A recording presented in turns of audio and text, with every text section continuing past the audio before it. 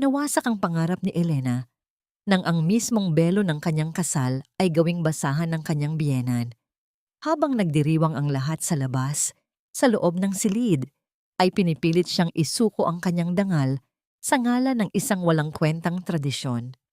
Wala kang halaga kung hindi ka malinis, ang malupit na sumbat ng ginang, ngunit hindi na siya ang dating biktima. Hahayaan ba niyang kainin siya ng nakaraan? Bago kayo matulog, kailangan kong makita ang ebidensya ng iyong kalinisan. Kung hindi, walang puwang ang isang marumi sa pamamahay ko. Isang kwadradong puting tela ang walang pangingiming inihagis ni Doña Consolacion sa ibabaw ng malambot na kama. Ang puting telang iyon ay tila isang matalim na patalim na humiwa sa masayang atmosfera ng silid. Nang mga sandaling bitiwan ng matanda ang mga salitang iyon, ang mga kamay ni Elena ay maingat at puno ng pagmamahal na nag-aalis ng maliit na bulaklak na nakapina sa dibdib ng kasuotan ni Mateo. Nakangiti pa siya, may kinang ng pag-asa sa kanyang mga mata, habang pinagmamasdan ang lalaking pinangakuan niya ng walang hanggang pag-ibig sa harap ng altar. Ilang oras pa lamang ang nakalilipas. Inaayos niya ang damit ng kanyang asawa upang makapagpahinga ito mula sa nakakapagod na pagtanggap ng mga bisita sa kanilang kasal.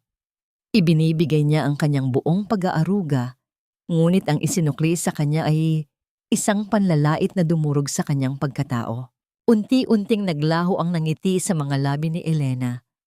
Ang bulaklak na hawak niya ay dahan-dahang dumausdos mula sa kanyang nanginginig na mga daliri at bumagsak sa sahig na gawa sa makintab na kahoy. Hindi niya magawang maibuka ang kanyang bibig. Tila may isang makapal na tinik na bumara sa kanyang lalamunan. Nanlamig ang buo niyang katawan at ang pag-ikot ng kanyang paningin ay nagbigay sa kanya ng pakiramdam na siya ay nilulunod sa gitna ng yelo. Dahan-dahan niyang ibinaling ang kanyang mga mata kay Mateo. Hinahanap niya sa asawa ang pader na sasandalan, ang boses na magtatanggol sa kanyang dangal bilang isang babae at bilang isang asawa. Inaasahan niyang hahawakan ni Mateo ang kanyang kamay at sasabihin sa ina nito na huwag siyang bastusin. Ngunit ang ginawa ni Mateo ay nagpaguho sa buong mundo ni Elena. Yumuko lamang ang lalaki. Inilayo ni Mateo ang kanyang paningin kay Elena at itinuon ang mga mata sa sahig. Ang kanyang mga balikat ay nakalaylay, mistulang isang batang takot sa hawak na pamalo ng kanyang ina. Ang napakabigat na utang na loob at takot sa kapangyarihan ni Doña Consolacion ay naging isang tanikalang bumusakal sa bibig at paninindigan ni Mateo. Isang mapaklang ng ngiti ang sumilay sa labi ng ginang nang makita ang kawalan ng kakayahan ng kanyang anak na lumaban. Tiningnan niya si Elena mula ulo hanggang paa, isang tingin na naghuhubad sa natitirang dignidad ng dalaga. Ito ang tradisyon ng pamilya. Walang sino man ang makakabali nito. Malamig na wika ni Doña Consolacion. Ang boses ay nag-uumapaw sa awtoridad na walang puwang para sa awa. Bago siya tuluyang tumalikod, may isang pangungusap siyang iniwan na tila sumpa sa pandinig ni Elena. Gawin mo ang nararapat, Elena. Huwag mong tularan ng nauna. Lumabas ang ginang at isinara ang pinto. Ang paglapat ng makapal na kahoy sa hamba ay nagdulot ng isang mataginting na alingawngaw sa loob ng maluwang na silid. Isang alingawngaw na tuluyang naghiwalay sa kanila sa labas ng mundo at nagkulong kay Elena sa isang bangungot. Nabalot ng nakakabinging katahimikan ng kwarto. Walang sino man ang kumikilos hanggang sa maramdaman ni Elena ang marahang paghawak ni Mateo sa kanyang siko. "Elen, I'm sorry." Mahinang bulong ni Mateo, ang boses ay nanginginig at puno ng pagmamakaawa. "Alam mo naman kung gaano katradisyonal si Mama. Malaki ang utang na loob ko sa kanya. Siya ang nagtaguyod sa akin. Please, let's just do this for her peace of mind. Para matapos na, para pamilya na talaga tayo." Bawat salitang lumabas sa bibig ni Mateo ay tila asido na pumapaso sa puso ni Elena. Iniurong niya ang kanyang braso mula sa pagkakahawak ng asawa. Tiningnan niya ang gintong singsing na nakasuot sa kanyang palasingsingan.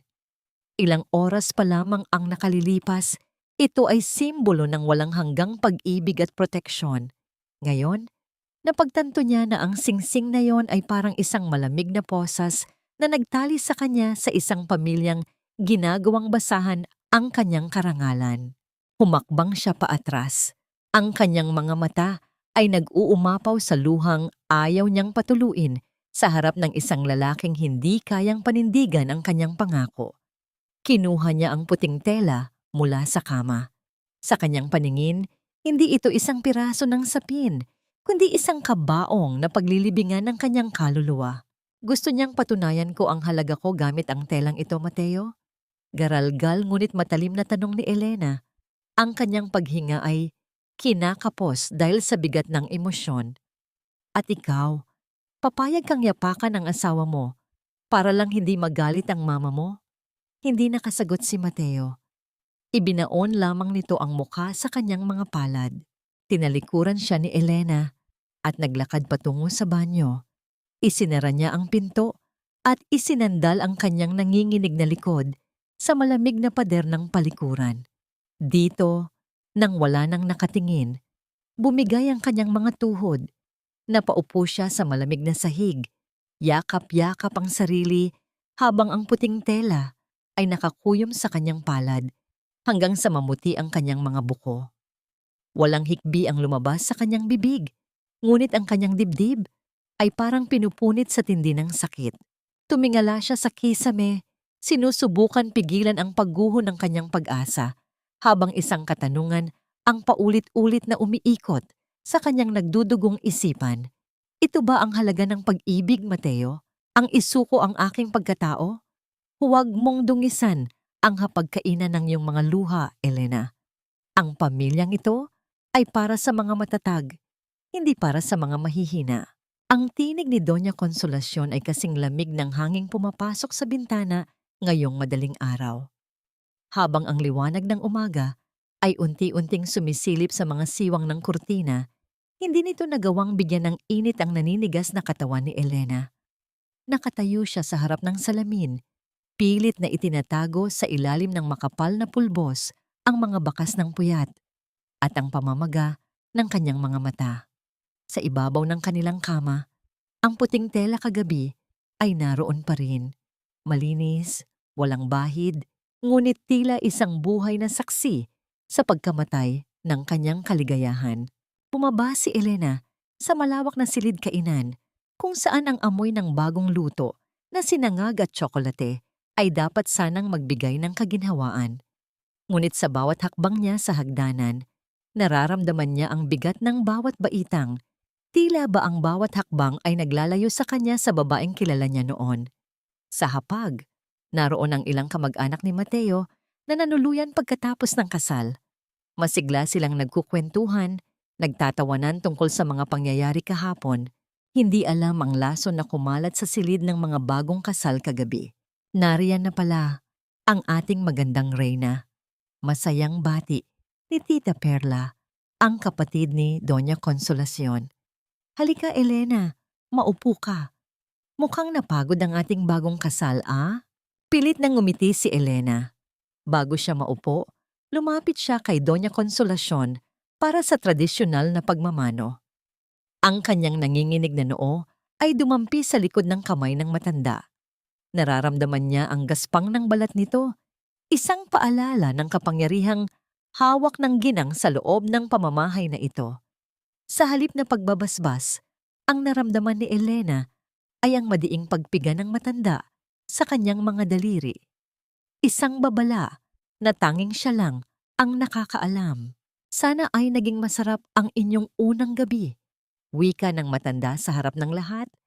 Ang kanyang mukha ay nagpapakita ng isang mapagmahal na biyenan. Mateo, asikasuhin mo ang asawa mo. Mukhang kulang siya sa sustansya. Tumayo si Mateo at nilagyan ng pagkain ng plato ni Elena. Hindi makatingin ng diretso ang lalaki sa kanyang asawa. Ang bawat paggalaw niya ay puno ng pagkailang. Tila ba ang sarili niyang konsensya ay isang aninong pilit niyang tinatakbuhan. Sa ilalim ng mesa, naramdaman ni Elena ang pagdampi ng kamay ni Mateo sa kanyang hita, isang pagtatangkang humingi ng tawad, ngunit agad na iniurong ni Elena ang kanyang binti. Ang paghawak na yon, na dati ay nagbibigay sa kanya ng kilig, ngayon ay nagdudulot lamang ng hapdi. Nang matapos ang almusal at umalis ang mga bisita upang magpahinga sa hardin, naiwan si Elena sa kusina upang tulungan ang mga katulong. Doon siya sinundan ni Doña Consolacion. Ang maskara ng kabaitan ng matanda ay agad na nahulog. Huwag mong isipin na ang katahimikan ko kanina ay pagtanggap sa iyo, Elena. Bulong ng matanda habang dahan-dahang hinahalo ang kanyang tasa ng kape. Ang tunog ng kutsara na tumatama sa porselana ay tila isang mabagal na pintig ng babala. Ginagawa ko lang ito para sa pangalan ng pamilya. Isang malaking kahihiyan kung malalaman ng iba na ang napangasawa ng anak ko ay walang dangal na maipagmamalaki. Kung totoong mahal mo si Mateo, titiisin mo ang lahat. Ang isang mabuting asawa ay marunong lumunok ng sariling luha para sa kapayapaan ng tahanan. Danghal, Doña Consolacion, sa wakas ay nakahanap ng boses si Elena, bagamat ito ay mahina at nanginginig. Ang dangal po ba ay nasusukat sa isang pirasong tela? Tumigil ang matanda sa paghalo. Tumingin siya kay Elena ng may halong pagkadiri. Sa mundong kinagisnan namin, oo. Ang tradisyon ay hindi kinu-question, Elena. Tinutupad ito. Kung hindi mo kayang tanggapin ang aming pamamalakad, maluwag ang pinto. Ngunit tandaan mo, wala kang pupuntahan. Ang pamilya mo ay umaasa rin sa tulong ni Mateo, hindi ba? Napako si Elena sa kanyang kinatatayuan. Ang katotohanan ng kanyang kalagayan ay tila isang tanikalang lalong humigpit sa kanyang leeg. Ang bawat salita ng matanda ay isang anyo ng gaslighting. Pinapamukha sa kanya na siya ang may mali, na siya ang dapat mahiya. Lumabas si Elena sa kusina. Ang kanyang puso ay nagpupuyo sa galit na pilit niyang ikinukulong. Naglakad siya sa mahabang hanlang ng mansyon kung saan ang mga larawan ng mga ninuno ni Mateo ay nakasabit, tila mga mapanghusgang mata na sumusunod sa bawat kilos niya. Huminto siya sa tapat ng isang malaking painting ng buong pamilya. Doon, sa gitna, ay ang nakangiting mukha ni Doña Consolacion nung kabataan nito. Katabi ang kanyang asawa. Napansin ni Elena ang isang bagay na hindi niya nakita noon. Sa gilid ng frame, sa likod mismo ng portrait, may isang maliit na bahagi ng dingding na may malalim na gasgas. Mukha itong marka ng mga kuko na pilit kumakapit sa pader sa gitna ng matinding takot o sakit. Ang mga gasgas na yon ay tila sumisigaw ng isang lihim na pilit itinago ng maraming dekada. Dahan-dahan niyang itinaas ang kanyang kamay upang haplusin ang markang iyon. Isang malamig na kilabot ang dumaan sa kanyang gulugod. Sino ang gumawa nito? At ano ang nangyari sa silid na ito bago siya dumating? Nabalik lamang ang diwa ni Elena nang marinig niya ang mabibigat na hakbang ni Mateo sa kanyang likuran. Elena, mag-usap tayo. Pagmamakaawa ni Mateo. Please, intindihin mo na lang si Mama. Matanda na siya at marami na siyang pinagdaanan mula nang mamatay si Papa. Gusto lang niyang masiguro na hindi ako magkakamali tulad ng nangyari noon. Humarap si Elena sa kanyang asawa. Ang kanyang mga mata ay nagniningning sa determinasyon na hindi pa nito nakikita. Sino si Clara, Mateo? At bakit ang pangalan niya ay tila isang sumpa na kinatatakutan ninyong banggitin? Namutla si Mateo. Ang kanyang panga ay nanginig at ang kanyang mga kamay ay ikinuyom niya sa kanyang bulsa. Tila ba ang tanong ni Elena ay isang susi na nagbukas sa isang pinto na matagal na niyang ipinid. Huwag mo nang itanong yan, Elena. Sa wakas ay sagot ni Mateo. Ang boses ay puno ng takot. Ang mga patay ay dapat nang manatiling tahimik. Tumalikod si Mateo At mabilis na naglakad palayo, iniwan si Elena na mag-isa sa madilim na hanlang, kasama ang mga gasgas sa pader at ang malamig na hangin na tila may ibinubulong na panganib. Ang bawat pamilya ay may mga kalyo na ayaw nilang hawakan, ngunit sa bahay na ito, ang kalyong yon ay tila isang bukas na sugat na pilit ibinabaon sa limot. Ang alikabok sa loob ng bodega ay tila mga aninong sumasayaw sa ilalim ng iisang bumbilya na kumukurap-kurap sa kisame. Habang ang lahat ay abala sa pag-aayos ng mga regalo sa labas, pinili ni Elena na mapag-isa sa dulo ng hanlang, sa silid na matagal nang hindi nabubuksan. Kinuha niya ang walis at basahan, hindi dahil gusto niyang maglinis, kundi dahil kailangan niya ng puwang kung saan hindi siya nakikita ng mapanuring mata ni Doña Consolacion. Sa gitna ng mga lumang muebles na nababalot ng puting tela, na tila mga multong nakatayo sa dilim, ay may isang maliit na rurong gawa sa nara. Ang kandado nito ay kinalawang na, ngunit sa isang malakas na hila ni Elena, ang luma at marupok na kahoy ay nagbigay daan. Isang tuyot na tunog ng pagpihit ng metal ang umalingaw-ngaw sa tahimik na silid. Sa loob ng rurong, hindi mga alahas o mahahalagang papel ang tumambad sa kanya. Ang bumungad sa kanyang paningin ay mga piraso ng telang sutla na kulay rosas at puti, ngunit ang mga ito ay punit-punit at tila sadyang ginupit-gupit ng isang taong nag-uumapaw sa galit. Sa ilalim ng mga basahang ito, may isang manipis na papel na nakatupi ng maayos. Dahan-dahang binuklat ni Elena ang papel. Ito ay isang ultrasound image. Bagamat kumupas na ang tinta at malabo na ang mga detalye, malinaw pa ring mababasa ang pangalan sa itaas.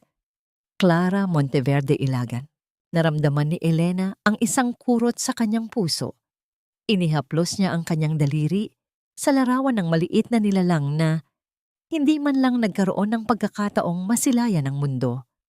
Isang mainit na luha ang pumatak mula sa kanyang mata at bumagsak sa tuyong papel. Sa sandaling iyon, naramdaman ni Elena ang isang koneksyon sa babaeng nagmamay-ari ng rurong na ito. Isang sakit na tila nananalaytay na rin sa kanyang sariling mga ugat. "Huwag, Senyora Elena. Huwag ninyong hawakan yan." Halos mapatalon si Elena nang marinig ang boses ni Rosa, ang matandang tagapagsilbi na tila isang aninong sumulpot sa pintuan.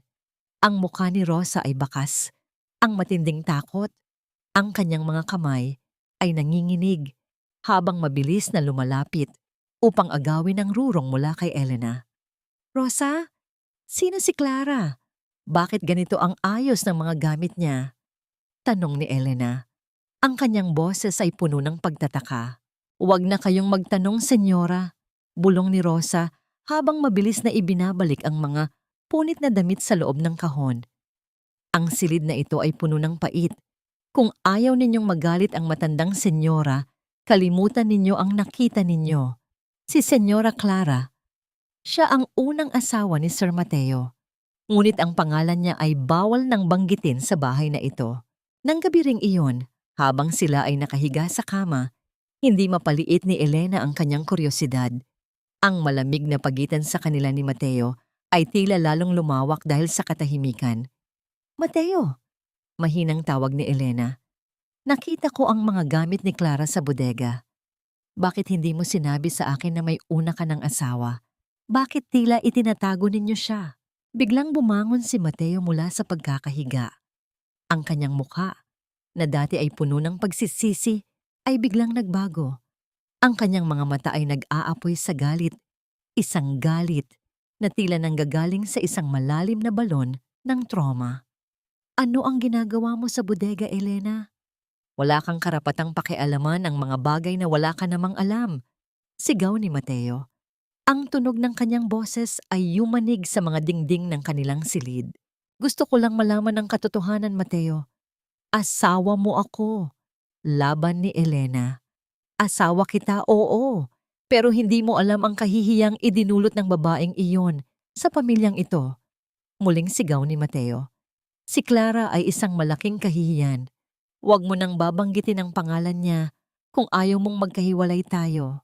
Padabog na lumabas si Mateo ng silid at isinara ang pinto ng may matinding puwersa. Naiwang mag-isa si Elena, nanginginig sa gitna ng dilim. Bakit kahihiyan ang turing nila kay Clara? Bakit galit ang isinasagot nila sa halip na lungkot? Lumalim ang gabi, ngunit hindi madalaw ng antok si Elena. Uhaw sa kasagutan, lumabas siya ng silid upang uminom ng tubig. Habang dumadaan siya sa harap ng silid ni Doña Consolacion, narinig niya ang isang mahinang hikbi. Hindi ito hikbi ng pangungulila, kundi isang boses na puno ng panunumbat at pait. Lumapit si Elena at idinikit ang kanyang tenga sa pintuan. Narinig niya ang boses ng matanda, tila nakikipag-usap sa isang anino sa loob ng silid. Kasalanan mo kung bakit ka namatay, Clara. Bulong ni Doña Consolacion, ang boses ay nangangalit. Ikaw ang sumira sa puri ng anak ko. Huwag kang titingin sa akin ng ganyan. Nararapat lang sa'yo ang nangyari. Nanindig ang balahibo ni Elena. Ang bawat salita ng matanda ay tila isang malamig na kamay na humahawak sa kanyang leeg. Isang malaking lihim ang nakabaon sa ilalim ng mga pundasyon ng mansyong ito. At unti-unti, nararamdaman ni Elena na siya na ang susunod na biktima ng aninong pumatay kay Clara. Lumuhod ka, Elena. Sa pamilyang ito, ang pagpapakumbaba ay hindi hinihingi. Ito ay sa pilitang ibinibigay. Ang tinig ni Doña Consolacion ay umalingaw-ngaw sa malawak na sala, kung saan ang ilang malalapit na kaibigan ng pamilya ay nakaupo at humihigop ng kanilang tsaa. Lahat sila ay nakatingin kay Elena. Ang kanilang mga mata ay puno ng mapanghusgang kuryosidad. Sa harap ng lahat, pilit na ipinapahiya ng matanda ang kanyang manugang dahil lamang sa nakalimutan ni Elena na ilagay ang tamang kutsara para sa asukal. Habang nangyayari ito, ang mga kamay ni Elena ay kanina pa abala sa pag-aayos ng mga bulaklak sa florera upang maging maganda ang paligid para sa mga panauhin ng kanyang biyenan. Siya ay nagpapakita ng pagsisikap na maging bahagi ng tahanang ito, na maging karapat-dapat sa paningin ng lahat, ngunit ang bawat pag-aalay niya ng kabutihan ay tinatapatan ng isang sampal ng kawalang-galang. Dahan-dahang binitiwan ni Elena ang hawak na rosas. Nararamdaman niya ang matitulis na tinik nito na bumaon sa kanyang palad. Ngunit ang hapdin yon ay wala pa sa kalahati ng sakit na nararamdaman ng kanyang puso. Namamanhid ang kanyang mga binti habang unti-unti siyang bumababa patungo sa sahig. Ang bawat sentimetro ng kanyang pagbaba ay tila pagguho ng kanyang sariling pagkatao. Sa harap ng mga estranghero, kinailangan niyang abutin ang kamay ni Doña Consolacion para magmano, isang sagradong tradisyon na ngayon ay ginagamit na sandata upang siya ay yurakan. Nanatiling nakayuko si Elena. Ang kanyang mga mata ay nakapikit ng mariin habang pinipigilan ang pagtulo ng luha. Narinig niya ang mahinang tawanan ng mga bisita at ang mapagmataas na buntong hininga ng matanda.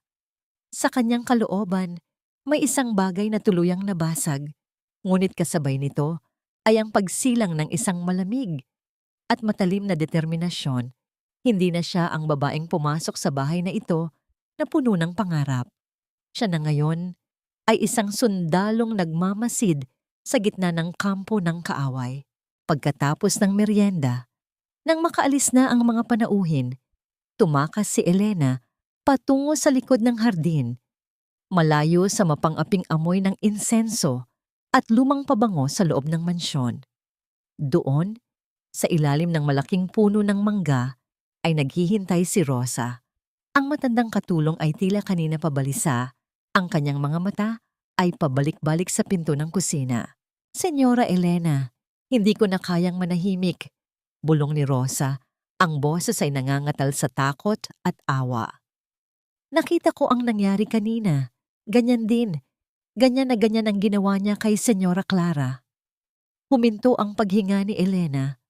Rosa, sabihin mo sa akin ang totoo. Ano ang nangyari kay Clara? Tumingin si Rosa sa paligid bago muling nagsalita. Si Senyora Clara ay isang mabuting tao, tulad ninyo. Pero ang matandang senyora, wala siyang naitanim, kundi hinala sa isip ni Sir Mateo. Pinagbintangan niya si Clara na may lalaki, gumawa siya ng mga kwento, at ginamit niya ang tradisyon ng puting tela para ipamukha kay Clara na siya ay marumi. Hindi na kayanan ni Clara ang kahihiyan at ang kawalan ng tiwala ni Sir Mateo. Isang gabi, matapos siyang paluhurin at hiyain sa harap ng maraming tao, natagpuan na lang namin siya sa banyo. Wala nang buhay. May hawak siyang liham, pero kinuha iyon ng matanda at sinunog. Naramdaman ni Elena ang isang malakas na pintig sa kanyang sentido. Ang bawat piraso ng puzzle ay unti-unting nabubuo. Ang puting tela sa gabi ng kasal, ang mga gasgas sa pader, ang galit ni Mateo. Lahat ng yon ay bahagi ng isang siklo ng pang-aabuso na sadyang idinisenyo ni Doña Consolacion. Kaya pala nila tinawag, nakahihihiyan si Clara. Bulong ni Elena, ang kanyang boses ay puno ng pait. Dahil ang katotohanan ng kanyang kamatayan ay maglalantad sa kanilang kasamaan. Opo, senyora, at ngayon kayo naman ang isusunod niya. Babala ni Rosa bago mabilis na tumalikod at bumalik sa loob. Naiwan si Elena sa dilim ng hardin. Ang hangin ay tila bumibigat. Dala ang mga alaala ng isang babaeng hindi niya nakilala, ngunit ramdam niya ang sakit. Tiningnan niya ang bintana ng silid nila ni Mateo, kung saan nakita niya ang anino ng kanyang asawa na tila isang haring walang kapangyarihan sa ilalim ng trono ng kanyang ina. Isang malamig na ngiti ang gumuhit sa mga labi ni Elena. Isang nangiti na hindi nanggagaling sa kaligayahan, kundi sa isang matinding desisyon. Hindi ako magiging si Clara, Mateo. Bulong niya sa hangin. Ang bawat salita ay may bigat ng isang panata. At hindi ko hahayaang ang puting telang iyon ang maging huling alaala ng aking pagkatao. Kung gusto ninyo ng digmaan, ibibigay ko ito sa inyo sa paraang hindi ninyo inaasahan. Habang pabalik siya sa loob ng bahay, ang bawat hakbang ni Elena ay hindi na mabigat. Ito ay magaan, tiyak, at puno ng panganib. Ang biktima ay tapos na sa pag-iyak. Ang manlalaro ay handa na sa kanyang unang tira. Sino ang susunod na luluhod? Hindi sapat ang pagiging mabuti, Elena. Sa bahay na ito, ang pagpapasakop ang tunay na sukatan ng pagkatao. Ang boses mo ay dapat na parang bulong lamang ng hangin, nararamdaman pero hindi nakakarindi. Ang boses ni Doña Consolacion ay tila isang dahan-dahang pagpiga sa lalamunan ni Elena habang sila ay magkaharap sa hapag para sa tanghalian. Ang matanda ay prenteng nakaupo. Ang kanyang mga mata ay matalim na nakamasid sa bawat galaw ng manugang. Sa mga sandaling iyon, ang mga kamay ni Elena ay maingat na nagsasalin ng mainit na sabaw sa mangkok ng kanyang biyenan. Ginagawa niya ito ng may perpektong tindig. Walang panginginig ang kanyang mga daliri at may isang matamis, ngunit misteryosong nangiti sa kanyang mga labi. Ang bawat kilos niya ay nagpapakita ng isang ulirang asawa at manugang, isang larawan ng pasasalamat at utang na loob na pilit na hinihingi ng pamilyang ito. Ngunit sa likod ng bawat dahan-dahang pagbuhos ng sabaw ay ang isang isipan na kanina pa bumubuo ng isang matalinong laro. Hindi na nararamdaman ni Elena ang pait sa kanyang dibdib.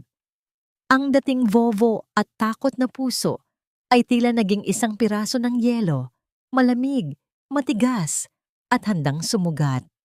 Namamanhid ang kanyang pakiramdam sa bawat panunumbat ng matanda. Ngunit ang kanyang mga jakwan ay mas naging matalas. Napapansin niya ang bawat munting pagkakamali sa boses ni Doña Consolacion, ang bawat saglit na pag-aalinlangan sa mga mata nito kapag hindi siya umiiyak. Opo, Mama. Mahinahong sagot ni Elena. Ang boses ay parang musika sa pandinig, ngunit may dalang kakaibang lamig. Naintindihan ko na po ang lahat. Salamat sa pagtuturo sa akin kung paano maging isang tunay na ilagan. Tama po kayo. Ang nakaraan ay dapat nang ibaon at ang katotohanan ay dapat manatiling lihim para sa katahimikan ng lahat. Bahagyang natigilan si Doña Consolacion sa pagsubo. Ang pagbanggit ni Elena sa salitang katotohanan ay tila isang maliit na tinik na tumusok sa kanyang lalamunan. Tiningnan niya si Elena nang matagal. Sinusubukang basahin kung may alam na ang dalaga. Ngunit ang mukha ni Elena ay nanatiling parang isang kalmadong lawa. Mabuti naman at natauhan ka na. Wika ng matanda. Bagamat may halong pag-aalinlangan. Napalingon sila nang pumasok si Mateo sa silid kainan. Mukhang galing ito sa isang mahabang trabaho. Ang mukha ay bakas ang pagod at ang nakasanayang lungkot. Agad na tumayo si Elena at lumapit sa asawa. Malambot niyang hinawakan ang mukha ni Mateo at inayos ang kwelyo ng barong nito. "Welcome home, mahal!" Bulong ni Elena sa tono ng isang mapagmahal na asawa. Ngunit ang kanyang mga mata ay nakatitig ng diretso sa mga mata ni Doña Consolacion. "I'm so glad you're here. Pinag-uusapan lang namin ni Mama ang tungkol sa mga legacy ng pamilya. It's very inspiring." Nalito si Mateo. Hindi niya inaasahan ang ganitong sigla mula kay Elena matapos ang mga nangyari nitong mga nakaraang araw. "Legacy? That's good to hear, Elena. I'm happy you're finally getting along with Mama." "Of course, Mateo," sagot ni Elena habang dahan-dahang hinahaplos ang braso ng asawa. "Actually, I was thinking of redecorating the garden. I want to plant more white lilies. Just like the ones Clara used to love. Di ba, Mama? Di ba paborito niya iyon?" Ang tunog ng kutsarang bumagsak sa sahig ay bumasag sa katahimikan ng silid. Ang mukha ni Doña Consolacion ay biglang namutla. Ang kanyang mga labi ay nangatal habang nakatingin sa nahulog na kubyertos. Ang boses ni Elena, bagamat malambing, ay tila isang malakas na sampal sa matanda. "Bakit, Mama? May mali po ba?" Inosenteng tanong ni Elena. Ang kanyang mga mata ay naglalabas ng isang mapanganib na ningning. Wala lang akong gana." Mabilis na sagot ng matanda bago tumayo at naglakad palayo nang hindi tumitingin sa kanila. Ang kanyang mga hakbang ay tila mas mabilis kaysa sa dati. Bakas ang pagkabalisa na hindi niya maaring ipakita. Naiwan silang dalawa ni Mateo sa silid. Tiningnan ni Mateo ang kanyang asawa, may halong kaba at pagtataka. "Elena, why did you mention her? You know how Mama feels about that name." Humarap si Elena kay Mateo. Ang kanyang mukha ay biglang naging seryoso. Ang haplos niya sa mukha ng asawa ay nanatiling malambot, ngunit may kasama ng babala. "I just want to be honest, Mateo. If we want this marriage to work, we can't keep hiding behind the shadows of dead people. Isn't that what Mama always says? Accountability?" Hindi nakasagot si Mateo. Ang kanyang katahimikan ay tila isang kumpisal ng kanyang sariling kahinaan. Pagkatapos ng tanghalian, nang masiguro ni Elena na walang nakakakita, bumalik siya sa dulo ng hanlang malapit sa bodega. Pinagmasdan niya ang bintana ng silid ni Doña Consolacion mula sa labas. Nakita niya ang matanda na balisang naglalakad sa loob, tila may hinahanap na hindi matagpuan. Isang lihim na ngiti ang sumilay sa labi ni Elena habang kinakapan niya ang isang maliit na susi sa loob ng kanyang bulsa. Ang susing kinuha niya ng palihim mula sa drawer ni Mateo kanina. Isang susi na maaring magbukas hindi lamang sa isang silid, kundi sa isang katotohanang matagal nang itinatago ng pamilya Ilagan. Gaano kaya kalalim ang sugat na pilit mong itinatago, Doña Consolacion? At handa ka na bang makita ang sarili mong lason na bumabalik sa iyo? Ang pinakamasakit na lihim ay hindi ang itinago sa dilim, kundi ang katotohanang harap-harapan mong nakikita, pero pinipili mong huwag paniwalaan. Ang lamig ng bakal na susi sa loob ng kanyang bulsa ay tila isang yelong unti-unting nanunuot sa balat ni Elena. Habang ang buong mansyon ay nahihimbing sa ilalim ng madilim na kumot ng gabi, siya ay nananatiling gising. Ang kanyang mga mata ay nakatitig sa kisame ng silid na tila isang bilanggo ang may gintong rehas. Sa tabi niya, si Mateo ay mahimbing na natutulog. Ang kanyang paghinga ay regular at kalmado. Isang katahimikang hindi alam ang bagyong namumuo sa isipan ng kanyang asawa. Dahan-dahang bumangon si Elena. Ang bawat galaw niya ay kalkulado. Iniingatang huwag lumikha ng anumang ingay na maaring gumising sa lalaking mahal niya, ngunit hindi na niya lubos na kilala. Lumabas siya ng silid, ang kanyang mga yapak ay tila mga bulong sa ibabaw ng makinis na sahig ng hanlang. Patungo siya sa silid-aklatan, ang lugar kung saan madalas maglagi si Doña Consolacion para sa kanyang mga negosyo at lihim. Nang marating niya ang pinto, inilabas ni Elena ang susi. Ang marahang pagpasok ng metal sa loob ng kandado at ang marahang pagpihit nito ay nagresulta sa isang tuyot na tunog ng pagbukas. Isang tunog na para sa kanya ay hudyat ng simula ng pagguho ng mga pader ng kasinungalingan. Pumasok siya sa loob. Ang amoy ng lumang papel at mamahaling pabango ni Doña Consolacion ay bumungad sa kanya.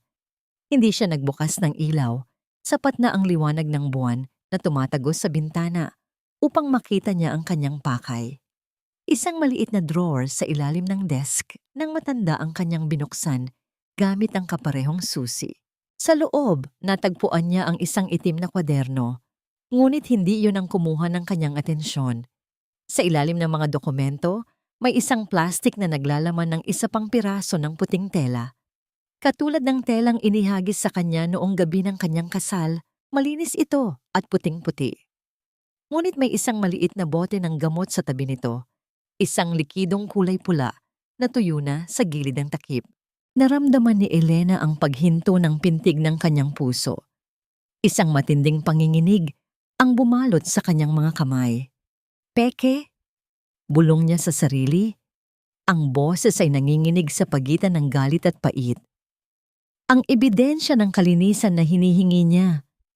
Siya mismo ang gumagawa. Naisip ni Elena ang pait na dinanas ni Clara. Naisip niya ang lahat ng panlalait na tinanggap niya. Ang tradisyon na sinasabi ni Doña Consolacion ay isa lamang paligsahan ng kapangyarihan kung saan ang matanda ang may hawak ng lahat ng alas. Anong ginagawa mo rito, Elena? Ang boses na yon ay tila isang kidlat na tumama sa gitna ng katahimikan. Halos mabitawan ni Elena ang kwaderno nang makita ang anino ni Doña Consolacion na nakatayo sa may pintuan. Ang matanda ay nakasuot ng kanyang sedang pantulog. Ang kanyang muka ay nababalot ng kadiliman, ngunit ang kanyang mga mata ay nanunuot sa talim. Mabilis na itinago ni Elena ang kanyang takot. Dahan-dahan niyang ibinalik ang kwaderno at ang plastik sa loob ng drawer bago humarap sa matanda. Ang kanyang tindig ay nanatiling tuwid, isang pagpapakita ng lakas na hindi inaasahan ni Doña Consolacion. Hindi po ako makatulog, Mama.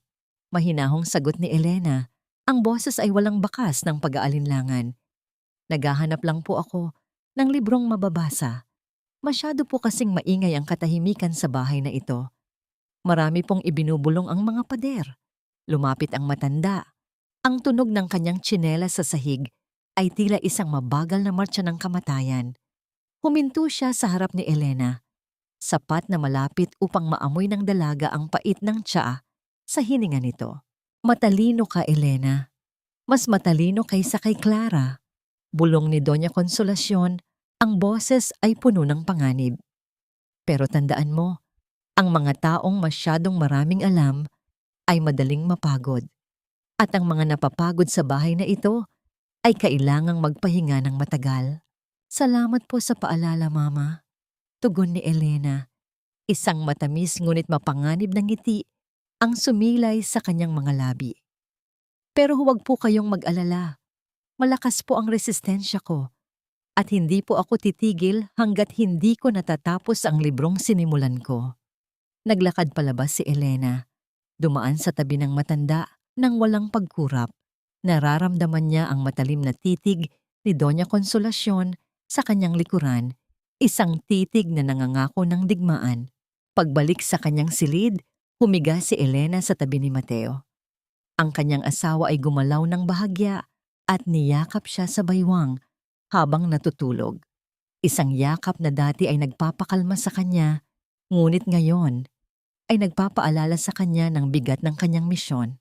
Hinalikan ni Elena ang noo ni Mateo, ngunit ang kanyang mga mata ay nakatitig sa dilim. Sa kanyang isipan, nabuo ang isang plano. Hindi na lamang ito tungkol sa paghahanap ng katotohanan. Ito ay tungkol sa pagpilit kay Doña Consolacion na aminin ang kanyang mga kasalanan sa harap ng lalaking pinakamahal nito. Mateo, bulong ni Elena sa hangin, darating ang araw na kailangan mong pumili at sisiguraduhin ko na sa pagkakataong yon, hindi ka nayuyuko sa takot. Ang unang hakbang ng paghihiganti ay hindi kailangang madugo. Kailangan lang nitong maging totoo. At sa susunod na araw, ang katotohanan iyon ay magsisimulang gumapang palabas ng bodega. Hindi mo ba alam na ang puting bulaklak ay para sa patay, Elena? O sadyang gusto mo lang ipaalala sa amin ang mga bagay na dapat nang kinalimutan? Ang boses ni Doña Consolacion ay tila isang matalim na gunting na pumutol sa katahimikan ng malawak na sala, habang ang mga kamay ni Elena ay maingat na nag-aayos ng kumpol ng mga puting liryo sa isang kristal na florera. Naramdaman niya ang matalim na titig ng matanda sa kanyang likuran. Ang bawat talulot ng bulaklak ay tila mga saksi sa tensyong namumuo sa pagitan ng dalawang babae. Pinagpatuloy ni Elena ang kanyang ginagawa. Maingat niyang hinaplos ang malalambot na bulaklak. Ang bawat haplos ay puno ng pag-aaruga, isang gawaing dapat ay nagbibigay ng kapayapaan sa tahanan. Ang puting kulay ng mga liryo ay sumasalamin sa sikat ng araw na tumatagos sa bintana. Ngunit para kay Elena, ang kulay na ito ay hindi na simbolo ng kapayapaan, kundi ng mga kasinungalingang pilit na ibinabalot sa kabanalan. Sa loob ng kanyang dibdib, ang bawat tibok ng puso ni Elena ay tila isang mabigat na tambol na nagbabadya ng digmaan. Nararamdaman niya ang panginginig ng kanyang mga daliri, hindi dahil sa takot, kundi dahil sa matinding pait na pilit niyang ikinukulong. Ang bawat salita ng matanda ay isang paalala ng kawalang katarungang dinanas niya at ng babaeng nauna sa kanya. Ngunit sa pagkakataong ito, ang sakit ay hindi na nagpapahina sa kanya. Ito ay nagsisilbing langis na nagpapaalab sa kanyang determinasyon. Ang puti ay simbolo rin ng katotohanan, Mama. Mahinahong sagot ni Elena. Ang boses ay matatag at walang bakas ng pag-aalinlangan. Humarap siya sa matanda. Ang kanyang mga mata ay nagniningning sa ilalim ng liwanag. Gusto ko lang pong maging malinis ang paligid natin. Hindi ba't yun naman ang palagi ninyong hinihingi sa akin? Ang pagiging malinis sa lahat ng bagay? Ang panandaliang pagkislap ng takot sa mga mata ni Doña Consolacion ay hindi nakaligtas kay Elena. Ang matanda ay bahagyang umurong. Ang kanyang mga kamay ay humigpit sa hawakan ng kanyang baston. Ang tunog ng dulo ng baston na tumatama sa sahig ay tila isang mabilis na pintig ng kaba. Masyado ka nang nagiging mapangahas, Elena. Bulong ng matanda. Ang boses ay puno ng babala. Tandaan mo kung sino ang kinakausap mo. Naalala ko po, Mama. Tugon ni Elena habang dahan-dahang lumalapit. Kaya nga po nagtataka ako. Noong nakaraang gabi, may nakita ako sa inyong silid-aklatan. Isang bote ng likidong kulay pula at isang puting tela. Hindi ko po akalain na mahilig din pala kayo sa mga sining at pangkulay. Ang mukha ni Doña Consolacion ay biglang nawalan ng kulay. Ang kanyang mga labi ay nangatal, ngunit bago pa siya makasagot, pumasok si Mateo sa sala. Mukhang naguguluhan ang lalaki habang tinitingnan ang dalawang babae na tila nasa gitna ng isang hindi nakikitang labanan. May problema ba rito? Tanong ni Mateo. Ang kanyang boses ay puno ng pag-aalala. Agad na nagbago ang anyo ni Elena. Isang matamis at mapagmahal na ngiti ang sumilay sa kanyang mga labi. habang lumalapit siya sa kanyang asawa.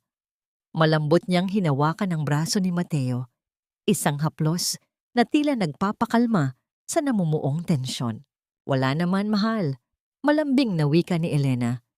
Pinag-uusapan lang namin ni Mama ang tungkol sa mga tradisyon at naisip ko, bakit hindi tayo magkaroon ng isang maliit na salo-salo para sa mga malalapit na kaibigan? Gusto kong ipakita sa lahat kung gaano ako kasaya na maging bahagi ng pamilyang ito. Natuwa si Mateo sa narinig. Iyan ang gusto kong marinig, Elena. Isang magandang ideya yan para mawala ang mga alalahanin natin nitong mga nakaraang araw. Ngunit habang nakangiti si Elena kay Mateo, ang kanyang mga mata ay nanatiling nakatitig kay Doña Consolacion. Ang matanda ay nananatiling tahimik, ngunit ang kanyang mga mata ay nag-aapoy sa galit. Alam ng matanda na ang imbitasyong ito ay hindi para sa pakikisalamuha, kundi isang bitag na dahan-dahang inihahanda ni Elena. Pagkatapos ng usapan, nang maiwan si Elena sa hardin, muli siyang dinalaw ni Rosa. Ang matandang katulong ay may dalang isang maliit na piraso ng papel, lukot at may mantsa ng lumang luha. Senyora Elena, nakita ko ito sa ilalim ng kutsyon sa lumang silid ni Senyora Clara bago nila ito linisin. Bulong ni Rosa, ang boses ay nanginginig. Hindi ito nasunog ng matanda. Ito ang huling bahagi ng liham na pilit nilang itinatago. Dahan-dahang binasa ni Elena ang nakasulat. Ang bawat salita ay tila isang tinig mula sa hukay. Isang kumpisal na magbabago sa lahat ng bagay na alam ni Mateo tungkol sa kanyang ina. Ang kanyang mga kamay ay nanginig habang binabasa ang huling pangungusap. Hindi ang aking kasalanan ang pumatay sa akin, kundi ang sikretong hawak ni Consolacion tungkol sa tunay na ama ni Mateo. Naramdaman ni Elena ang isang malamig na hangin na dumaan sa kanyang paligid. Dala ang bigat ng isang katotohanang mas madilim pa sa kanyang inaakala. Tumingala siya sa malaking mansyon. Ang bawat bintana ay tila mga matang nakamasid sa kanya. Ngayon, hindi lang ang aking dangalang ipaglalaban ko. Bulong ni Elena sa sarili. Ang kanyang boses ay puno ng matinding kapangyarihan. Ibabagsak ko ang buong kahariang ito gamit ang sarili mong mga lihim, Doña Consolacion. Sino ang tunay na tagapagmana ng pamilya Ilagan? At ano ang gagawin ni Mateo kapag nalaman niyang ang buong buhay niya ay isang malaking kasinungalingan? Ang katapatan ay hindi lamang nasusukat sa mga salitang binibitawan, kundi sa dugong nananalaytay sa iyong mga ugat. At sa bahay na ito, Elena, tanging ang dugong Ilagan ang may halaga. Ang tinig ni Doña Consolacion ay tila isang malamig na hampas ng hangin habang pinapanood niya si Elena na maingat na namamalansya ng mga barong ni Mateo. Ang singaw mula sa plansa ay bumabalot sa mukha ni Elena, nagbibigay ng pansamantalang tabing sa kanyang mga mata na pagod na sa pagiyak at pagmamasid. Sa bawat haplos ng mainit na bakal sa puting tela, tila nararamdaman ni Elena ang pagkapaso ng kanyang sariling konsensya. Hawak niya ang isang lihim na maaring magpabagsak sa toreng kinatatayuan ng kanyang biyenan. Ngunit alam niya na ang katotohanan ito ay maaari ring pumatay sa natitirang tiwala ni Mateo sa mundo. Ang irony ng kanyang ginagawa ay hindi nakakaligtas sa kanya. Pinapaganda niya ang kasuotan ng asawa habang sa loob ng kanyang bulsa ay nakatago ang piraso ng papel na magpapatunay na ang pagkatao ni Mateo ay binuo sa ibabaw ng isang malaking pagkukunwari. Namamanhid ang mga kamay ni Elena habang madiin niyang itinutulak ang plansa. Ang bawat tiklop ng tela ay tila isang layer ng kasinungalingan na pilit niyang inaayos. Nararamdaman niya ang titig ni Doña Consolacion sa kanyang likuran, isang titig na puno ng pagmamataas at pag-aakalang kontrolado pa rin nito ang bawat hininga sa loob ng mansyong ito. Opo, Mama, mahinahong sagot ni Elena, hindi inaalis ang tingin sa kanyang ginagawa. Ang dugo ay mahalaga. Kaya nga po siguro Ang ilang lihim ay pilit na itinatago dahil natatakot ang iba na malaman kung gaano karumi ang pinagmulan ng kanilang ipinagmamalaking dangal. Tumigil ang ingay ng baston ni Doña Consolacion sa sahig. Ang katahimikan ay naging kasing bigat ng tingga. Anong ibig mong sabihin, Elena? Humarap si Elena. Ang kanyang muka ay kasing kalmado ng isang malalim na balon. Wala naman po, Mama. Naalala ko lang po ang sinabi ninyo tungkol kay Clara, na siya ay marumi. Naisip ko lang, paano kung ang dumi na tinutukoy ninyo ay hindi nanggaling sa kanya, kundi sa mga taong pilit siyang binubusalan. Masyado ka nang malikot mag-isip, asik ng matanda, ngunit may bakas ng panginginig sa kanyang boses. Mag-ingat ka sa mga salita mo, dahil baka hindi mo kayanin ang bigat ng ibubunga nito. Nang makaalis ang matanda, tila nawalan ng lakas si Elena. Napakapit siya sa mesa ng plansahan, ang kanyang dibdib ay mabilis na tumitibok. Inilabas niya ang lukot na papel mula sa kanyang bulsa. Ang bahagi ng liham ni Clara ay tila isang nagbabagang uling sa kanyang palad. Hindi ang aking kasalanan ang pumatay sa akin, kundi ang sikretong hawak ni Consolacion tungkol sa tunay na ama ni Mateo. Ang bawat salita ay tila isang kutsilyong humihiwa sa kanyang puso. Tumingin siya sa pinto ng silid-aklatan, ang lugar kung saan natagpuan niya ang unang bahagi ng mga lihim. Alam niyang kailangan niyang makahanap ng higit pang ebidensya bago dumating ang gabi ng salo-salo. Lumabas si Elena at nagtungo sa lumang kwarto ng mga tagapagsilbi sa likod ng bahay. Doon ay natagpuan niya si Rosa na tila nag-iimpake ng kanyang mga gamit. "Rosa, bakit ka nag-aayos? Aalis ka ba?" Tanong ni Elena. Ang kaba ay muling bumangon sa kanyang dibdib. "Pinapaalis na ako ng matandang senyora, Elena." Umiiyak na sagot ni Rosa. Nalaman niyang nag-usap tayo. Sabi niya, wala na raw akong puwang dito dahil wala na akong silbi. Mag-iingat ka, Elena. Ang matandang yon. Kaya niyang gawin ang lahat para hindi mabunyag ang kanyang mga kasalanan. "Rosa, kailangan ko ng tulong mo. Sino ang tunay na ama ni Mateo? Sino ang lalaking kinatatakutan ni Consolacion?" Bago pa makasagot si Rosa, narinig nila ang malakas na pagbukas ng pinto. Naroon si Mateo. Ang kanyang mukha ay puno ng kalituhan at galit. Tumingin siya kay Elena, pagkatapos ay sa umiiyak na si Rosa, at sa huli ay sa lukot na papel na hawak ni Elena. "Anong nangyayari rito?" sigaw ni Mateo. "Elena, bakit mo kinakausap si Rosa tungkol sa mga bagay na bawal nating pag-usapan? At ano ang hawak mo?" Mabilis na itinago ni Elena ang papel sa likod niya, ngunit huli na. Lumapit si Mateo at pilit na kinuha ang papel mula sa kanyang kamay. Ang bawat segundo ng kanilang pag-aagawan ay tila isang taon sa puso ni Elena. Nang makuha ni Mateo ang papel at mabasa ang nakasulat, ang kulay sa kanyang mukha ay tuluyang naglaho.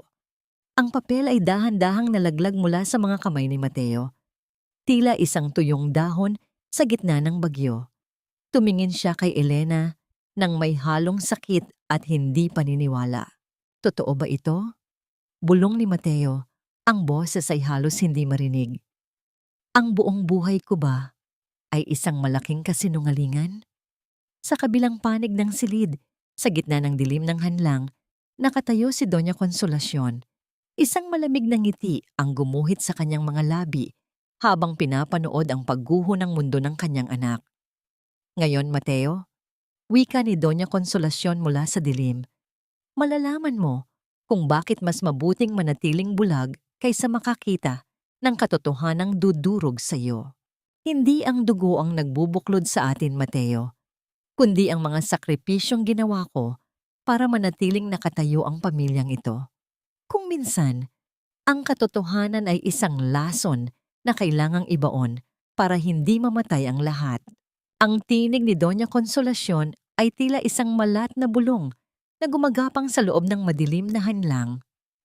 Habang ang bawat salita ay lumalabas sa kanyang mga labi, Ang mga kamay ni Elena ay mabilis na humawak sa nanginginig na balikat ni Mateo.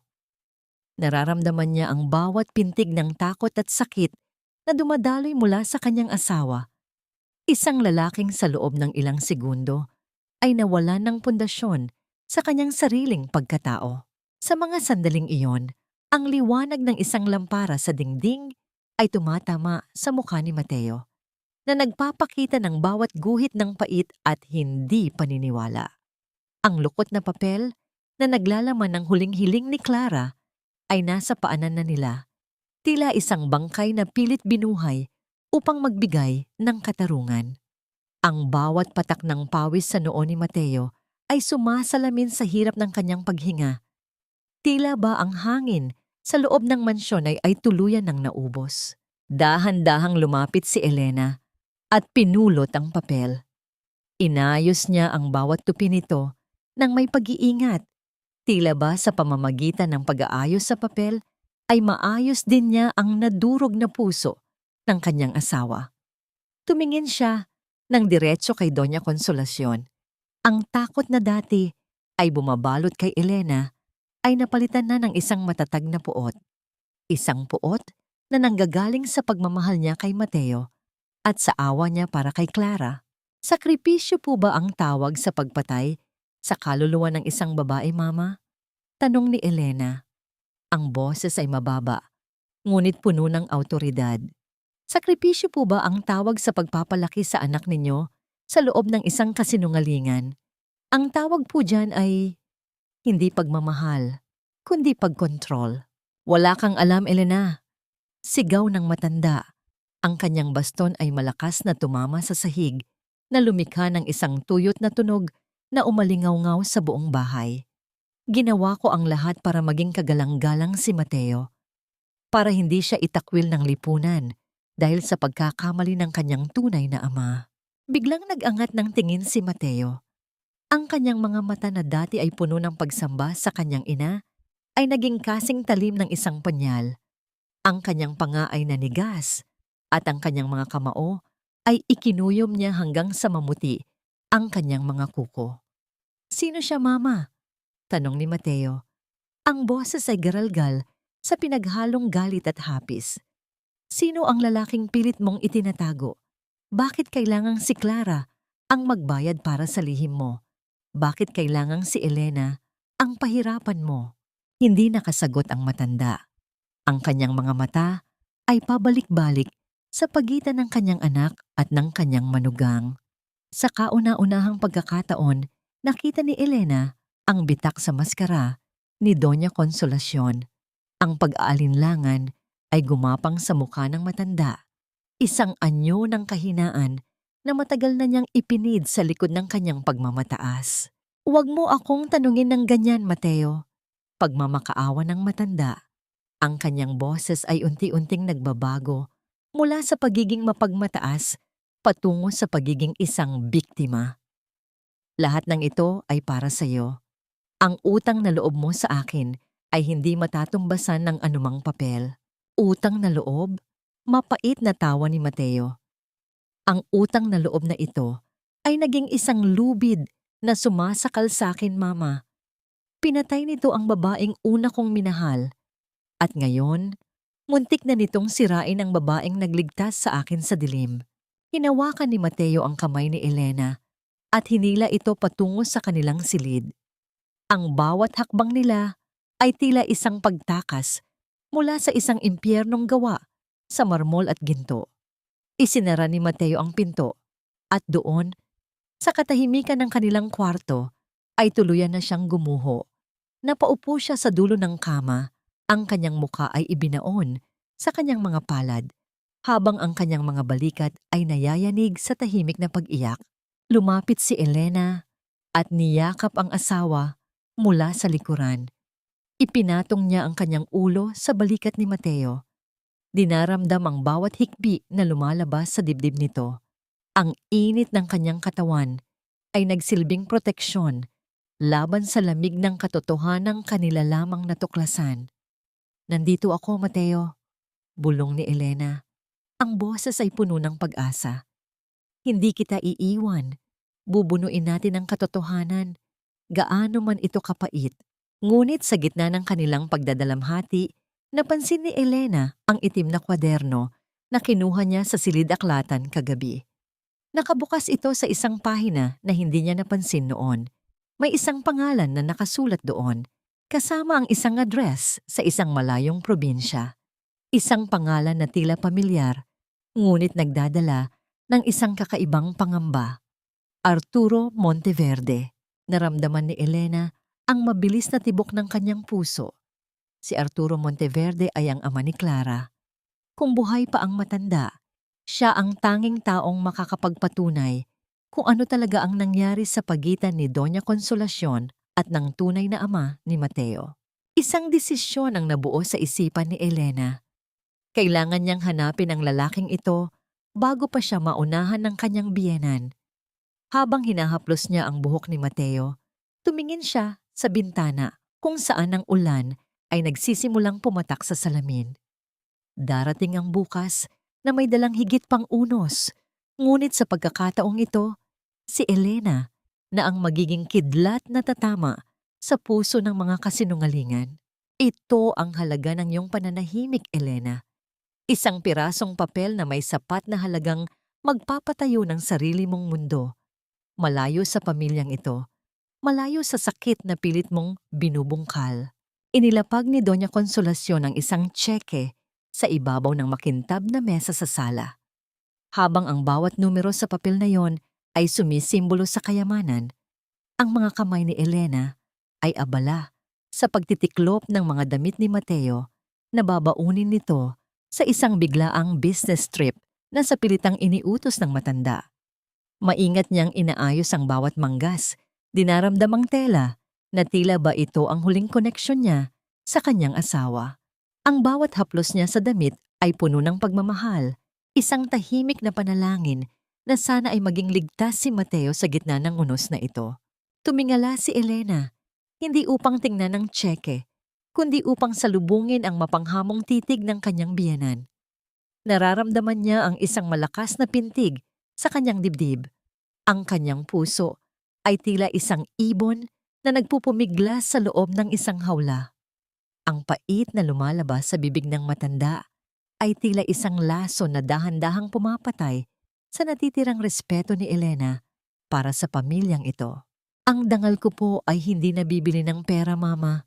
Mahinahong sagot ni Elena. Ang kanyang boses ay hindi nanginginig. Bagkus ay puno ito ng isang matatag na kapangyarihan. Ang katahimikang binibili ninyo ay hindi para sa aking kapakanan, kundi para sa inyong sariling kaligtasan. Natatakot po kayo, hindi ba?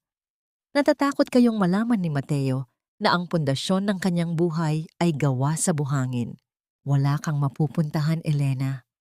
Asik ni Doña Consolacion, ang kanyang mga mata ay naniningkit sa galit. Isang hamak na babae ka lang na pumasok sa bahay na ito nang walang dala. Huwag mong isipin na ang isang pirasong papel ni Clara ay sapat na para pabagsakin ako.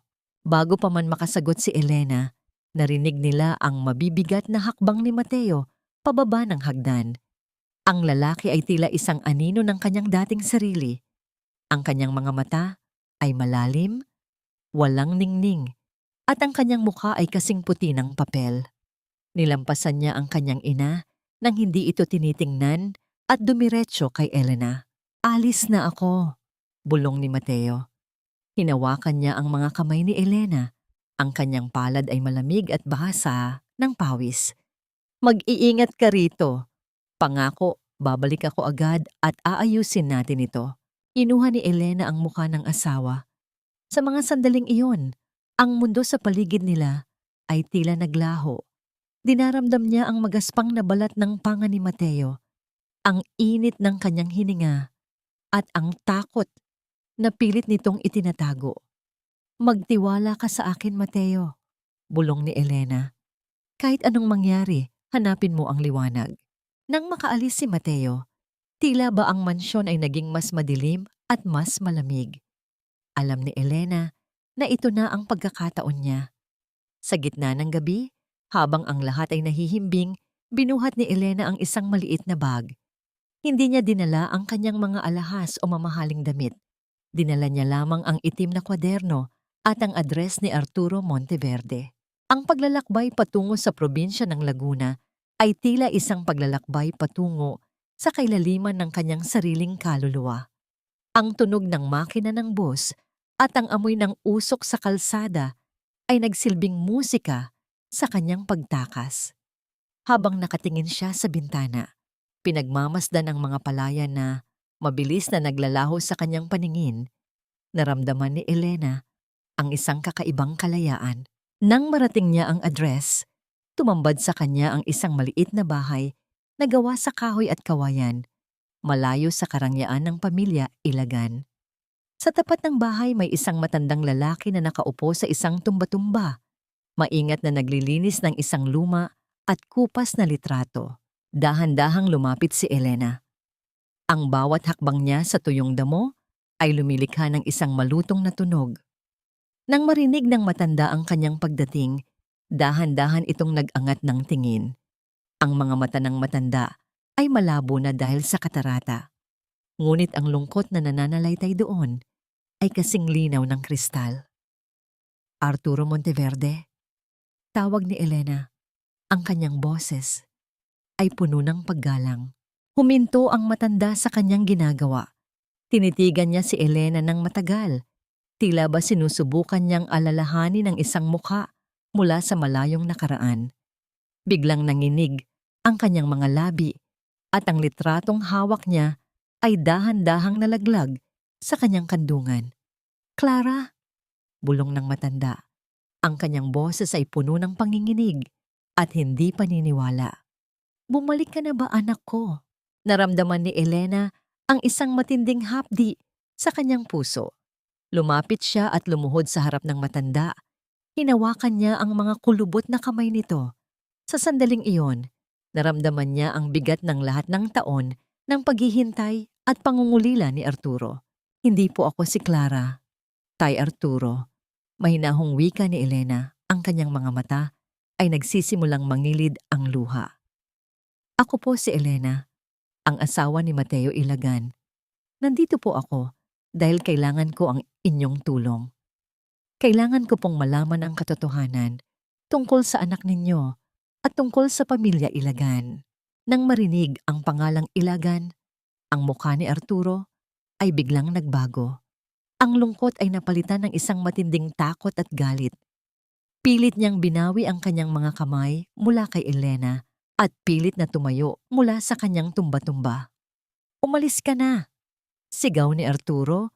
Ang kanyang boses ay tila isang kulog sa gitna ng katahimikan ng bukid. "Wala akong kinalaman sa mga taong iyon. Sila ang pumatay sa anak ko. Sila ang sumira sa buhay namin. Umalis ka bago pa sila dumating." "Tay Arturo, pakinggan ninyo ako." Pagmamakaawa ni Elena, pilit niyang hinahabol ang matanda patungo sa loob ng bahay. "Alam ko po ang ginawa ni Doña Consolacion. Alam ko ang lihim tungkol sa tunay na ama ni Mateo. Tulungan ninyo akong bigyan ng katarungan si Clara." Tumigil si Arturo sa may pintuan. Lumingon siya kay Elena. Ang kanyang mga mata ay nagniningning sa ilalim ng liwanag ng araw. "Katarungan?" Mapait na tawa ng matanda. "Sa bahay na ito, ang tanging katarungang alam namin ay ang katarungan ng mga patay. Kung gusto mong malaman ang totoo, Elena, tingnan mo ang likod ng litratong yon." Itinuro ni Arturo ang litratong nalaglag sa sahig. Dahan-dahang pinulot ni Elena ang litrato. Ito ay larawan ni Clara noong kabataan nito. Nakangiti at puno ng buhay. Nang baligtarin ni Elena ang litrato, nakita niya ang isang sulat na may petsang 30 taon na ang nakakalipas. Ang nilalaman ng sulat ay tila isang malamig na kamay na humawak sa puso ni Elena. Isang kumpisal na mas madilim pa sa anumang naisip niya. "Diyos ko!" bulong ni Elena habang binabasa ang bawat salita. Hindi lang si Clara ang biktima rito. Sa di kalayuan, narinig ni Elena ang tunog ng isang sasakyang paparating. Isang itim na kotse na pamilyar sa kanyang paningin. Alam ni Elena na hindi siya hinayaan ni Doña Consolacion na makaalis ng ganoon kadali. Ang panganib ay narito na at sa pagkakataong ito, wala si Mateo sa kanyang tabi para siya ay protektahan. Huwag mong isipin na dahil malayo ang narating mo ay nakatakas ka na, Elena. Sa pamilya Ilagan, ang bawat anino ay may mata at ang bawat hininga mo ay utang mo sa akin. Ang boses ni Hector, ang kanang kamay ni Doña Consolacion ay tila isang malamig na hampas ng bakal sa gitna ng init ng araw sa Laguna. Habang ang itim na sasakyan ay dahan-dahang humihinto sa tapat ng bakuran, ang mga kamay ni Elena ay mabilis na itinago ang lumang litrato sa loob ng kanyang suot na blusa. Nararamdaman niya ang magaspang na gilid ng papel na humahaplos sa kanyang balat. Isang hapdi na nagpapaalala sa kanya na ang hawak niya ay hindi lamang ebidensya, kundi isang hatol ng kamatayan para sa dangal ng kanyang biyenan. Sa kabilang panig ng bakuran, ang mga kamay ni Tay Arturo ay nanginginig habang pilit niyang isinasara ang marupok na pintuan ng kanyang dampa. Ang bawat kalansing ng kinakalawang na trangka ay tila isang pagsamo para sa kaligtasan.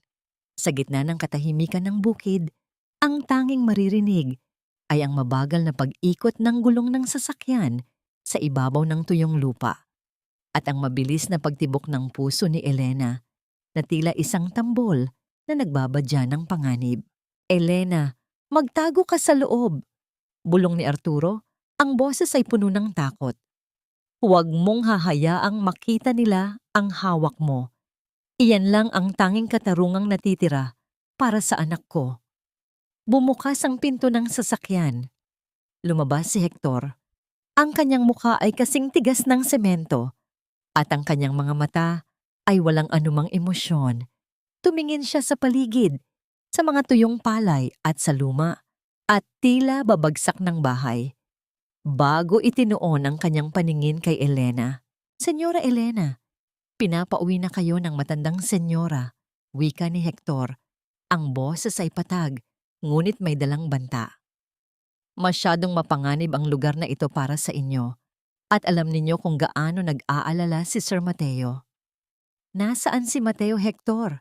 Tanong ni Elena. Pilit niyang pinapatatag ang kanyang boses. Alam ko na hindi siya ang nagpadala sa inyo rito. Alam ko na ang utos na ito ay nanggaling lamang sa isang tao. Hindi na mahalaga kung sino ang nag-utos. Sagot ni Hector habang dahan-dahang lumalapit.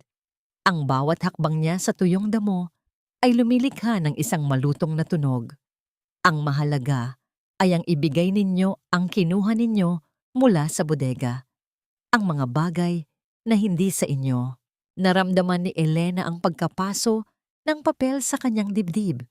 Ang sulat sa likod ng litrato ni Clara ay malinaw pa ring nakaukit sa kanyang isipan.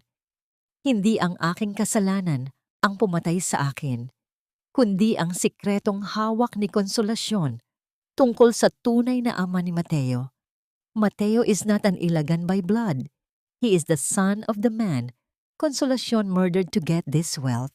Isang matinding panginginig ang bumalot kay Elena. Hindi lang basta hinala ang hawak niya. Ito ang katotohanang dudurog sa bawat pundasyon ng kapangyarihan ni Doña Consolacion. Kung malalaman ng board ng mga kumpanya at ng buong angkan na si Mateo ay hindi tunay na Ilagan, mawawala ang lahat sa matanda. Wala akong kinuha, Hector. Pagsisinungaling ni Elena. Nandito lang ako para sa aking kapayapaan. Kung ganoon, bakit mo kinakausap ang matandang ito? Turo ni Hector kay Arturo na ngayon ay nakatayo sa pintuan. Hawak ang isang kalawanging itak. Alam mo ba na ang taong iyan ay matagal nang itinuturing na baliw ng pamilya Ilagan? Ang bawat salitang lumalabas sa bibig niya ay lason. Ang lason ay wala sa bibig ni Tay Arturo, Hector. Sagot ni Elena habang dahan-dahang umaatras patungo sa gilid ng bahay kung saan ang masukal na talahiban ay maaring magsilbing tabing. Ang lason ay nasa loob ng mansyong pinaglilingkuran mo. Biglang bumukas ang bintana ng itim na sasakyan. Isang pamilyar na boses ang narinig mula sa loob. Isang boses na nagpatigil sa mundo ni Elena. Ibigay mo ang litrato, Elena. Huwag mo nang hintayin na masaktan ang matandang yan. Si Doña Consolacion. Naroon siya, nakaupo sa loob ng sasakyan. Ang kanyang mga mata ay nagniningning sa galit at desperasyon. Hindi na niya ipinagkatiwala sa iba ang misyong ito. Ang matanda mismo ang dumating upang bawiin ang kanyang pinakamahalagang lihim. Naramdaman ni Elena ang isang malakas na tulak mula kay Arturo. Takbo, Elena! Takbo sa likod ng bukid! Hanapin mo ang kalsada patungo sa kabayanan. Huwag kang hihinto. Sa gitna ng sigawan at ng tunog ng mabilis na paghakbang sa damuhan, tumakbo si Elena. Hindi siya lumingon. Narinig niya ang kalabog ng pintuan at ang galit na sigaw ni Hector, ngunit ang tanging iniisip niya ay ang mukha ni Mateo. Kailangan niyang makarating sa kanyang asawa. Kailangan niyang sabihin ang totoo bago pa tuluyang lamunin ng dilim ang lahat. Habang tumatakbo siya sa gitna ng matataas na talahib, ang kanyang suot na tsinelas ay naiwan sa putikan, ngunit hindi niya ito pinansin. Ang bawat gasgas ng dahon sa kanyang braso ay tila mga latigo ng katotohanang pilit siyang hinahabol. Biglang nahulog si Elena sa isang mabuhay na pilapil.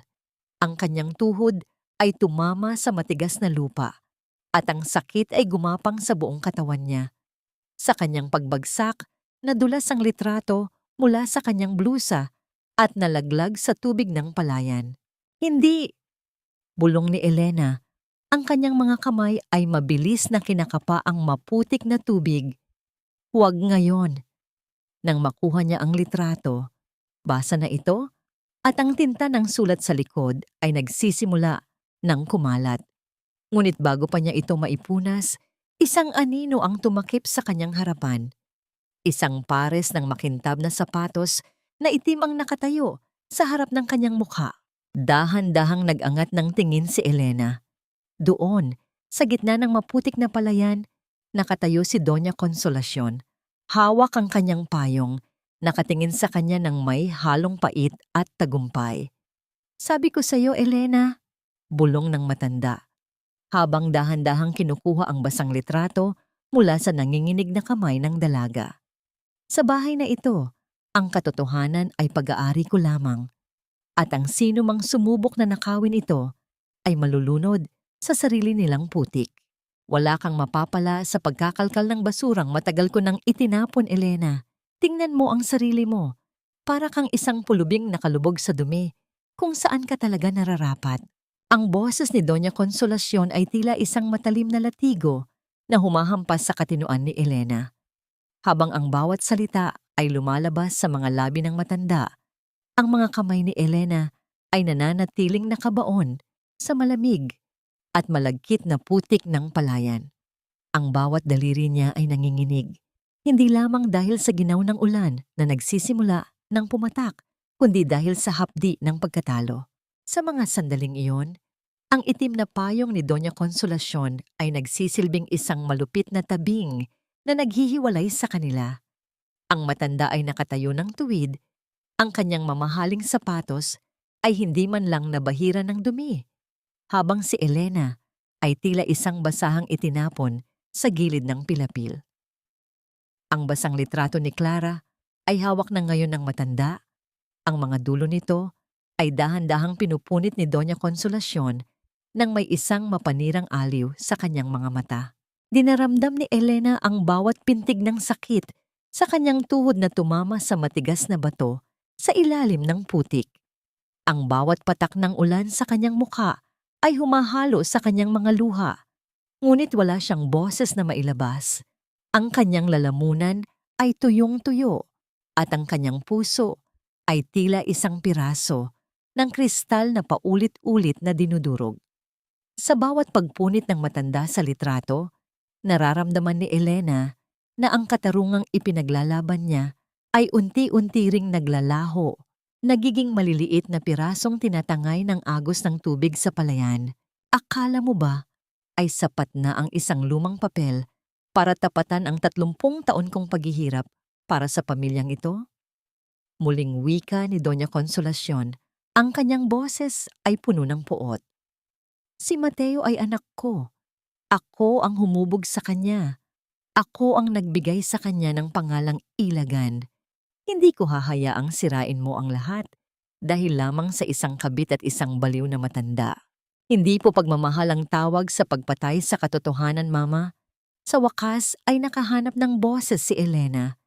Bagamat ito ay mahina at puno ng pait. Ang katarungan para kay Clara at ang pagkatao ni Mateo ay hindi ninyo mabubura sa pamamagitan ng pagpunit sa papel na yan. Isang mapaklang tawa ang isinagot ng matanda. Tingnan natin kung hanggang saan ang tapang mo pagbalik natin sa mansyon. Hector, buhatin mo ang babaeng yan. Siguraduhin mong hindi siya makakatakas hanggang sa matapos ang salo-salo sa makalawa. Naramdaman ni Elena ang magaspang at malakas na kamay ni Hector na humahawak sa kanyang braso. Sa pilitan siyang binuhat mula sa maputik na lupa. Ang bawat galaw ay nagdudulot ng matinding hapdi sa kanyang mga sugat. Habang isinasakay siya sa sasakyan, lumingon si Elena sa dampa ni Tay Arturo. Nakita niya ang matanda na nakatayo sa may pintuan. Ang kanyang mukha ay puno ng pait at kawalang pag-asa. Habang pinapanood, ang kanyang tanging pag-asa na muling lamunin ng kadiliman. Ang biyahe pabalik sa Maynila ay tila isang walang katapusang paglalakbay sa kailaliman ng impyerno. Ang katahimikan sa loob ng sasakyan ay binabasag lamang ng tunog ng wiper na humahampas sa salamin at ang malakas na paghinga ni Doña Consolacion. Nang marating nila ang mansyon, agad na kinaladkad si Elena patungo sa silid sa dulo ng hanlang. Isang silid na walang bintana at may mabigat na pintong gawa sa bakal. Dito ka mananatili, Elena.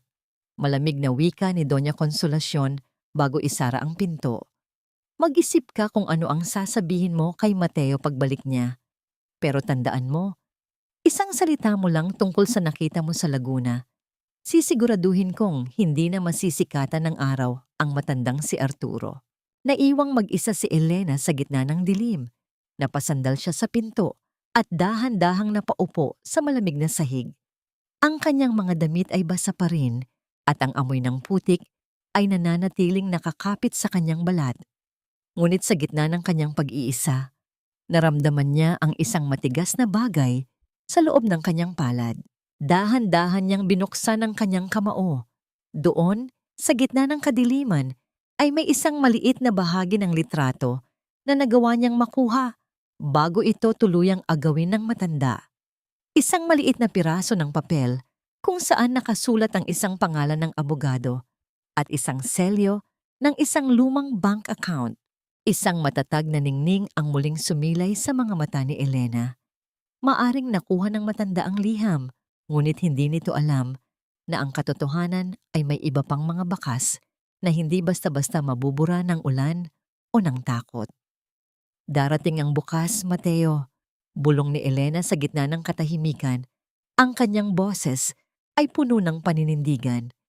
At sa pagkakataong yon, wala nang telang sapat na puti ang makakapagtakip sa kanilang mga kasalanan. Bukas ang araw ng salo-salo.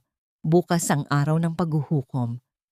At sa loob ng madilim na silid na yon, ang biktima ay nagsisimula ng bumuo ng kanyang huling hakbang. Mabulok ka sa dilim, Elena. Diyan ka nararapat hanggang sa matutunan mong kilalanin ang iyong lugar sa pamilyang ito. Ang boses mo ay walang silbi sa loob ng 4 na pader na ito. Ang tinig ni Doña Consolacion ay tila isang malat na halakhak na nagmumula sa kabilang panig ng mabigat na pintong bakal. Ang bawat salita niya ay tila mga pako na ibinabaon sa kabaong ng kalayaan ni Elena. Habang ang tunog ng papalayong mga hakbang ng matanda ay unti-unting namamatay sa hanlang, naiwan si Elena sa gitna ng nakabibinging katahimikan at pusikit na kadiliman. Dinaramdam ni Elena ang malagkit na putik na tuyo na sa kanyang balat. Tila ba ito ay naging pangalawang balat na nagpapaalala sa kanya ng kanyang pagkatalo sa Laguna. Ang kanyang mga kamay ay marahang kumakapa sa malamig at magaspang na semento ng sahig. Sa gitna ng dilim, ang kanyang mga giyakwan ay mas naging matalas.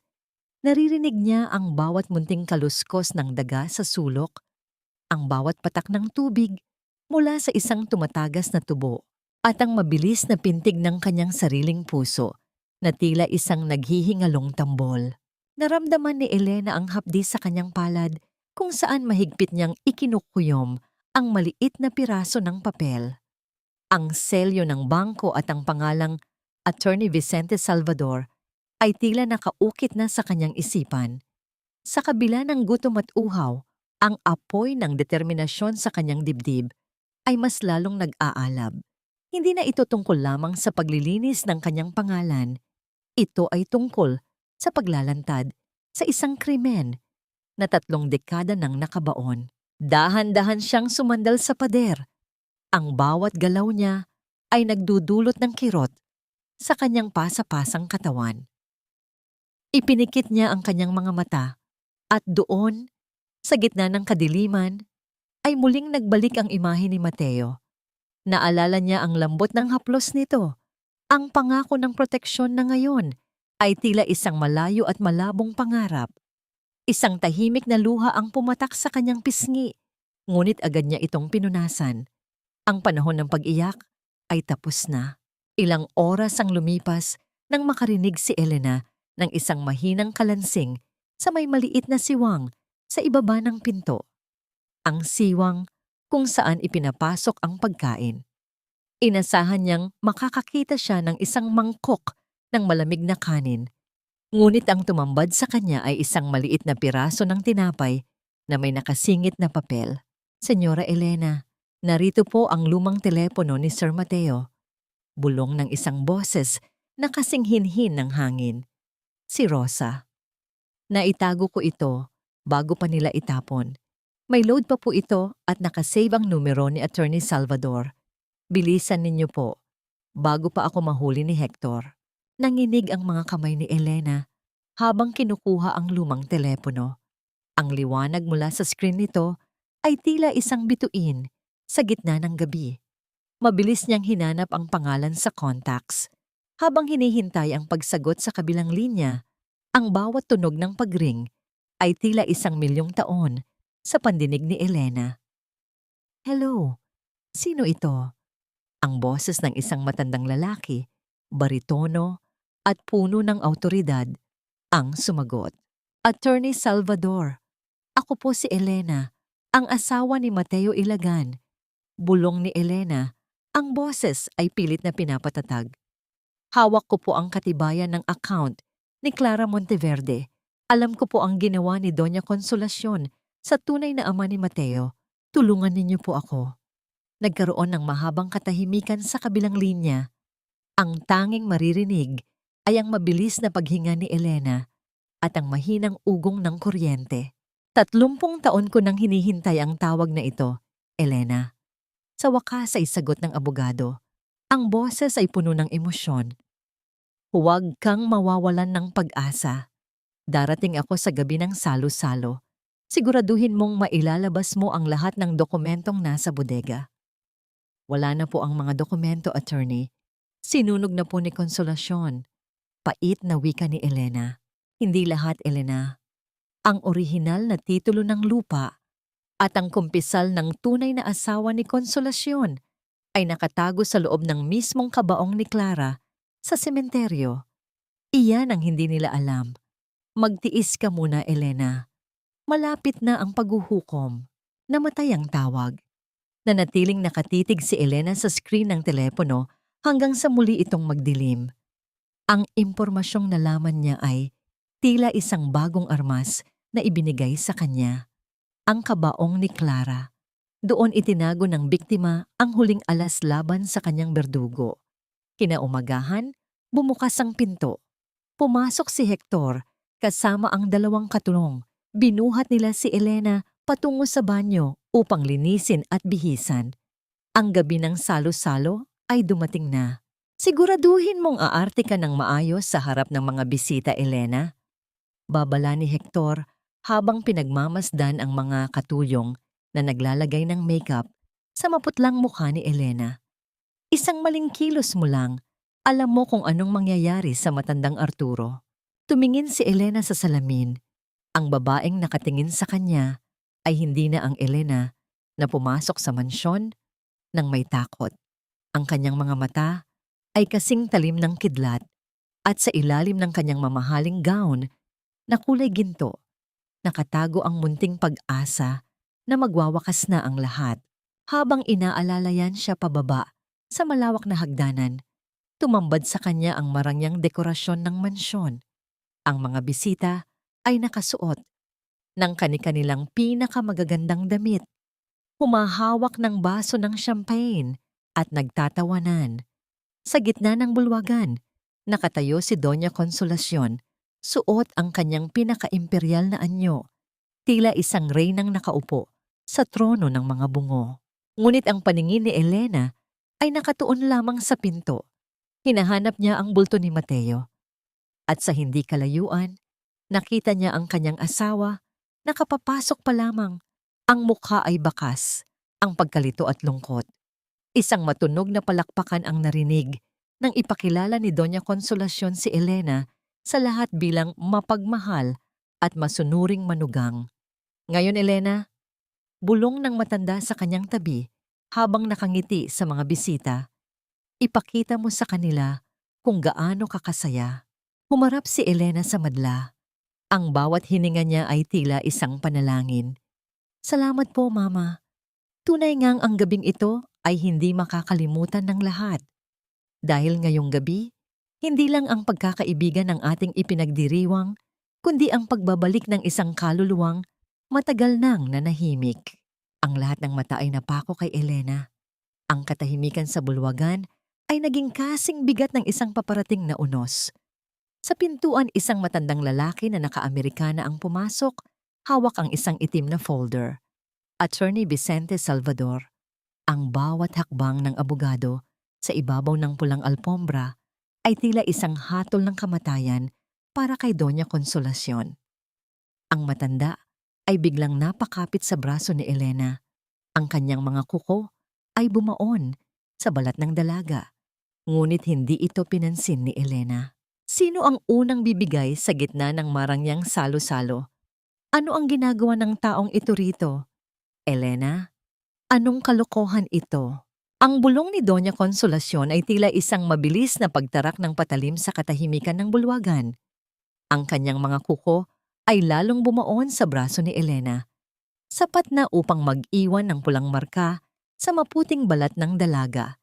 Ngunit hindi man lang kumurap si Elena. Ang bawat pintig ng kanyang puso ay tila isang martilyo na dahan-dahang nagpapaguho sa pundasyon ng mansyong ito. Sa gitna ng marangyang bulwagan, sa ilalim ng mga dambuhalang chandelier na naglalabas ng nakasisilaw na liwanag, tumigil ang tawanan ng mga bisita. Ang tunog ng mga basong kristal na nagkakaumpugan ay napalitan ng isang mabigat at nakabibinging katahimikan. Lahat ng mata ay nakatuon kay Attorney Vicente Salvador na dahan-dahang naglalakad sa gitna ng bulwagan. Hawak ang isang itim na folder na tila naglalaman ng lahat ng hatol ng tadhana. Hindi ito kalokohan, Doña Consolacion. Ang boses ni Attorney Salvador ay umalingaw-ngaw sa buong silid, baritono at puno ng awtoridad na hindi maaring baliin. Narito ako bilang kinatawan ng yumaong Clara Monteverde at ng tunay na tagapagmana ng ari-ariang ito. Ang bawat sentimo na ginamit ninyo para sa handaang ito ay hindi sa inyo, kundi sa taong matagal na ninyong pilit na pinatatahimik. Sinungaling! Sigaw ni Doña Consolacion. Ang kanyang boses ay naging matinis at puno ng desperasyon. Binitawan niya si Elena at humakbang pasulong.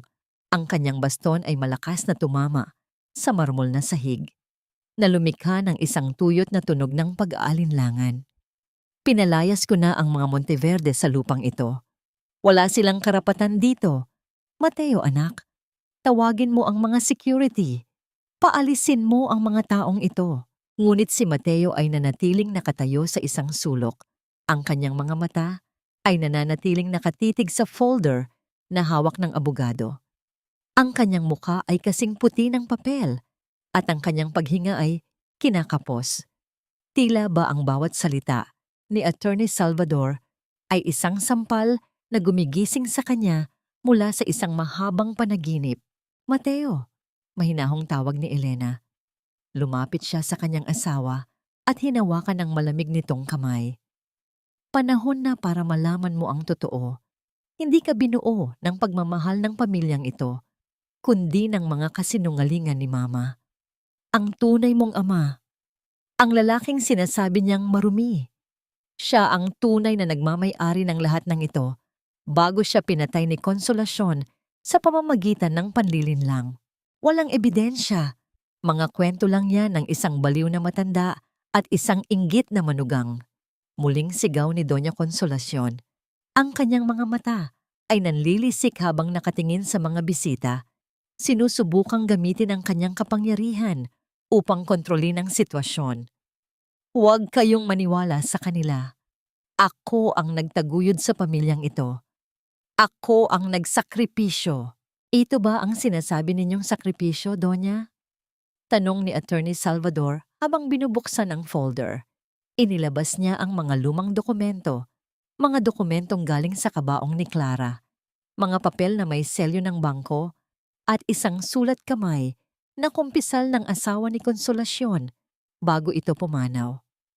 Ang bank account na ito ay naglalaman ng lahat ng ninakaw ninyong yaman mula sa tunay na ama ni Mateo. At ang sulat na ito, dito nakasaad kung paano ninyo pinilit si Clara na magpatiwakal dahil nalaman niya ang katotohanan. Isang sama-samang singhap ang narinig mula sa mga panauhin. Ang mga bulong-bulungan ay tila isang mabilis na apoy na kumalat sa buong silid. Ang mga kaibigan ni Doña Konsolasyon na kanina lamang ay yumuyukod sa kanya ay unti-unti nang umaatras. Ang kanilang mga mukha ay puno ng pagkadiri at takot. Dahan-dahang lumapit si Mateo sa kanyang ina. Ang bawat hakbang niya ay tila isang pagkapunit ng tanikalang utang na loob na matagal nang gumagapos sa kanya. Huminto siya sa harap ng matanda. Ang kanyang mga mata ay nagniningning sa ilalim ng mga luha ng galit at hapis. "Bakit, Mama?" Bulong ni Mateo. Ang boses ay nangangalit. "Bakit kailangang dumanak ang dugo para sa gintong ito? Bakit mo hinayaang mamatay si Clara? Bakit mo pilit na sinisira si Elena?" "Para sa iyo yun, Mateo." Sigaw ng matanda. Dahan-dahan siyang lumuluhod sa sahig, hindi dahil sa pagsisisi, kundi dahil sa bigat ng kanyang sariling kasamaan. "Gusto ko lang na maging kagalang-galang ka. Gusto ko lang na hindi ka itakwil ng lahat. Hindi mo ako binigyan ng karangalan, Mama." Mapait na wika ni Mateo. "Binigyan mo ako ng isang buhay na nakalubog sa putik ng iyong mga krimen. Mula sa araw na ito, hindi na ako ang anak mo. Hindi ko na kailangan ng pangalang Ilagan kung ang kapalit nito ay ang kaluluwa ng mga taong mahal ko." Sa mga sandaling iyon, ang maskara ng kapangyarihan ni Doña Konsolasyon ay tuluyang nadurog. Ang kanyang marangyang gown ay tila naging isang mabigat na pasanin habang siya ay nakalupasay sa sahig, umiiyak at nagsusumamo sa isang anak na hindi na siya kilala. Ang mga bisita ay nagsimula nang lumabas ng mansyon. Ang bawat isa ay tila nandidiring madikitan ng dumi ng pamilyang Ilagan. Humarap si Elena kay Mateo. Nararamdaman niya ang matinding pagod, ngunit kasabay nito ay ang isang kakaibang gaan sa kanyang lalamunan. Ang bawat hininga niya ay wala na ang pait ng nakaraan. Nilapitan niya ang kanyang asawa at niyakap ito ng mahigpit, isang yakap na hindi na humihingi ng proteksyon, kundi isang yakap na nagbibigay ng lakas. "Tapos na, Mateo," bulong ni Elena. "Malaya na tayo." Ngunit sa gitna ng katahimikan ng malawak na sala, isang matunog na tawa ang narinig mula kay Doña Konsolasyon. Dahan-dahan siyang tumingala. Ang kanyang mga mata ay bakas, ang isang huling plano ng pagkawasak. "Akala ninyo ba ay ganoon lang kadali iyon?" Bulong ng matanda. Ang kanyang boses ay tila isang huling hininga ng lason. Kung babagsak ako, sisiguraduhin kong walang matitira sa mansyong ito. Wala. Isang malakas na amoy ng gas ang biglang humalo sa hangin. Napalingon si Elena sa kusina, kung saan ang isang metsa ay dahan-dahang naglalabas ng usok. "Mateo! Takbo!" sigaw ni Elena habang hinihila ang asawa patungo sa pinto. Ngunit sa gitna ng gulo, nakita ni Elena si Rosa na naiwan sa loob, pilit na inililigtas ang mga dokumento ni Clara. Ang panganib ay lalong tumitindi habang ang apoy ay nagsisimulang sumilip mula sa ilalim ng mga pinto. Ang mansyong itinayo sa mga kasinungalingan ay kailangang matupok ng apoy upang maging dalisay ang bukas. Sa bawat paglamon ng apoy sa mga kurtinang sidang kulay ginto, tila tinutupok din ang mga tanikalang 30 taon nang nakagapos sa aming mga paa. Ang init na nagmumula sa kusina ay mabilis na kumalat sa buong bulwagan, dala ang isang mapanganib na liwanag na nagbibigay ng kulay kahel sa mga mukha ng mga natitirang tao sa loob. Habang ang bawat mitya ng apoy ay dahan-dahang gumagapang sa mga antigong kasangkapan, ang mga kamay ni Elena ay mahigpit na nakakapit sa braso ni Mateo. Nararamdaman niya ang panginginig ng asawa, hindi dahil sa takot sa apoy, kundi dahil sa sakit na makita ang kanyang ina na tuluyan ng nilamon ng sarili nitong kabaliwan. Sa gitna ng usok na nagsisimulang magpadilim sa paningin, ang bawat hininga ni Elena ay tila isang pakikipagbuno sa kamatayan. Ang amoy ng gas at ang tuyot na tunog ng mga kahoy na nagsisimulang mag-alab ay nagbibigay ng isang nakakatakot na orkestra sa paligid. Ngunit sa halip na tumakbo agad palabas, lumingon si Elena. Nakita niya ang isang anino sa dulo ng hanlang, si Rosa. Napilit na binubuksan ng isang lumang kabinet upang iligtas ang mga huling alaala ni Clara. "Mateo, si Rosa! Hindi siya makakalabas!" sigaw ni Elena. Ang kanyang boses ay garalgal dahil sa usok na pumapasok sa kanyang baga. Sa pagkakataong ito, hindi nag-atubili si Mateo. Ang lalaking dati ay yuyuko sa takot ay mabilis na sumugod sa gitna ng namumuong apoy. Ang bawat hakbang ni Mateo sa ibabaw ng nagbabagang alpombra ay tila isang pagpapatunay ng kanyang bagong silang na tapang. Inabot niya si Rosa at binuhat ang matandang katulong habang ang isang bahagi ng kisame ay dahan-dahang bumabagsak sa kanilang likuran na lumilikha ng isang malakas na dagundong ng pagkawasak. Habang papalabas sila, huminto si Elena sa tapat ng gitna ng sala. Doon, nakatayo pa rin si Doña Consolacion. Ang matanda ay tila hindi nararamdaman ng init. Nakatitig lang siya sa portrait ng pamilya na nagsisimula ng dilaan ng apoy. Ang kanyang mga mata ay walang anumang luha. Tanging ang isang nakakatakot na ngiti ang nakaguhit sa kanyang mga labi. "Ito ang kaharian ko," bulong ni Doña Consolacion. Ang boses ay tila isang huling hininga ng sumpa. "Walang makakakuha nito. Kung hindi ito magiging akin, wala itong pag-aari ng kahit sino." "Mama, halika na. Malalagutan ka ng hininga."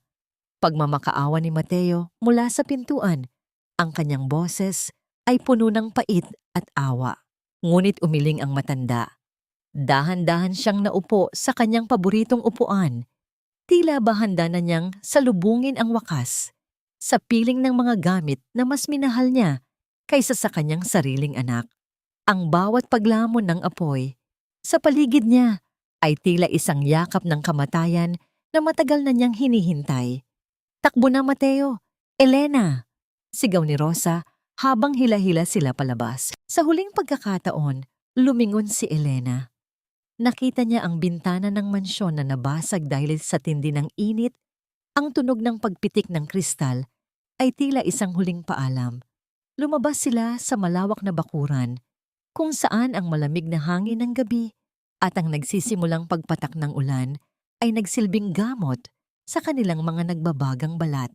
Napasandal si Elena sa dibdib ni Mateo habang pinapanood nila ang pagguho ng mansyon ng pamilya Ilagan. Ang bawat bahagi ng bahay na dati ay nagpahirap sa kanya ay unti-unting nagiging abo.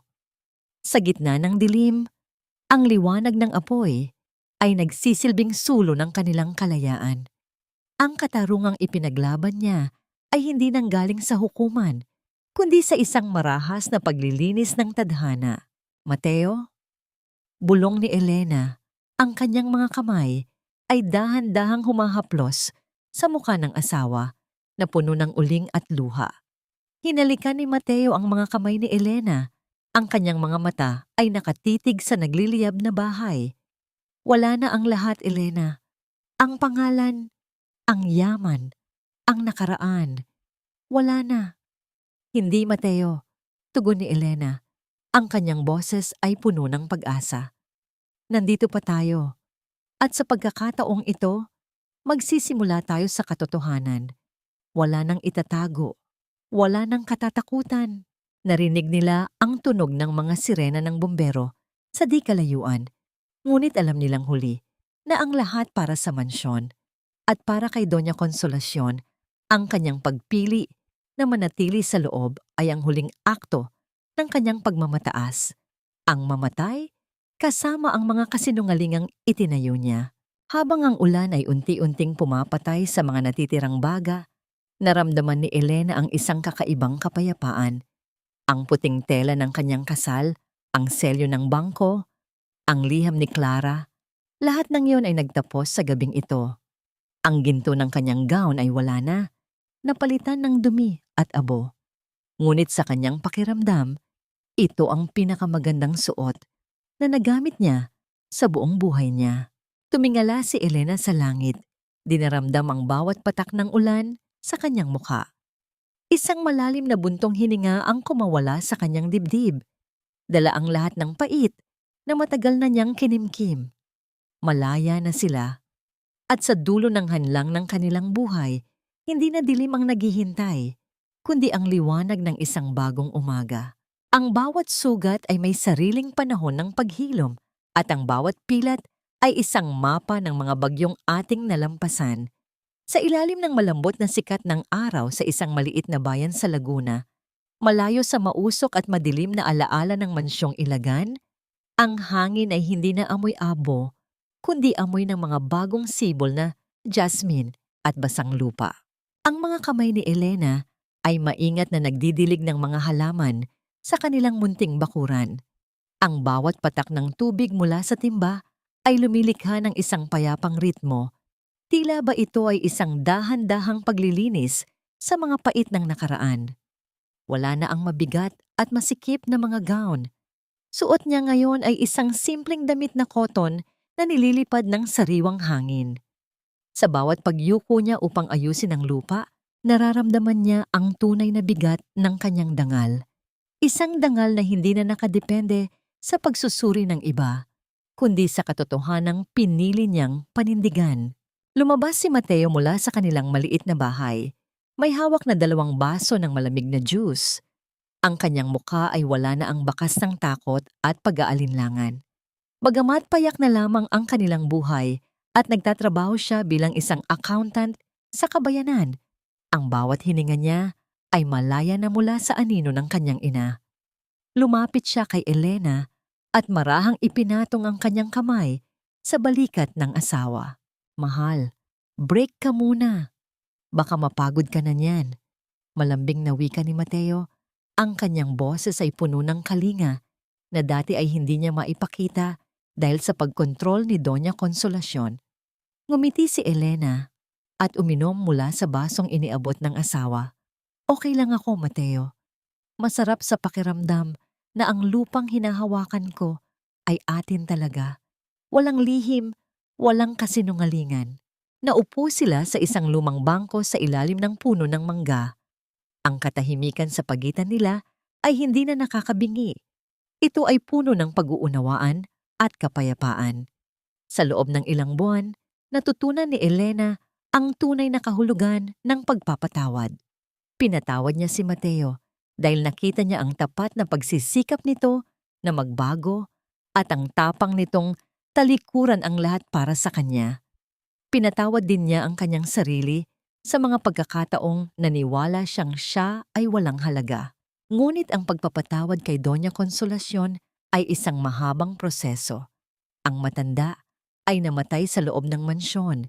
Pinili niyang lamunin ng apoy kasama ang kanyang mga lihim. Hindi kinalimutan ni Elena ang mga ginawa ng matanda, ngunit pinili niyang huwag nang hayaang lasunin nito ang kanyang kasalukuyan. Ang bawat panalangin niya para kay Clara ay isang paraan ng pagbibigay ng katarungan sa babaeng hindi nakaranas ng ganitong kalayaan. Nabisita mo ba si Tay Arturo kahapon? Tanong ni Elena habang nakasandal ang kanyang ulo sa balikat ni Mateo. Oo, mahal. Maayos na siya sa bago niyang tinutuluyan. Nakangiti na siya nang makita niya ang litrato ni Clara na naka-frame ng maayos sa kanyang altar. Sabi niya, sa wakas daw ay tahimik na ang kanyang anak. Sagot ni Mateo, sabay haplos sa buhok ni Elena.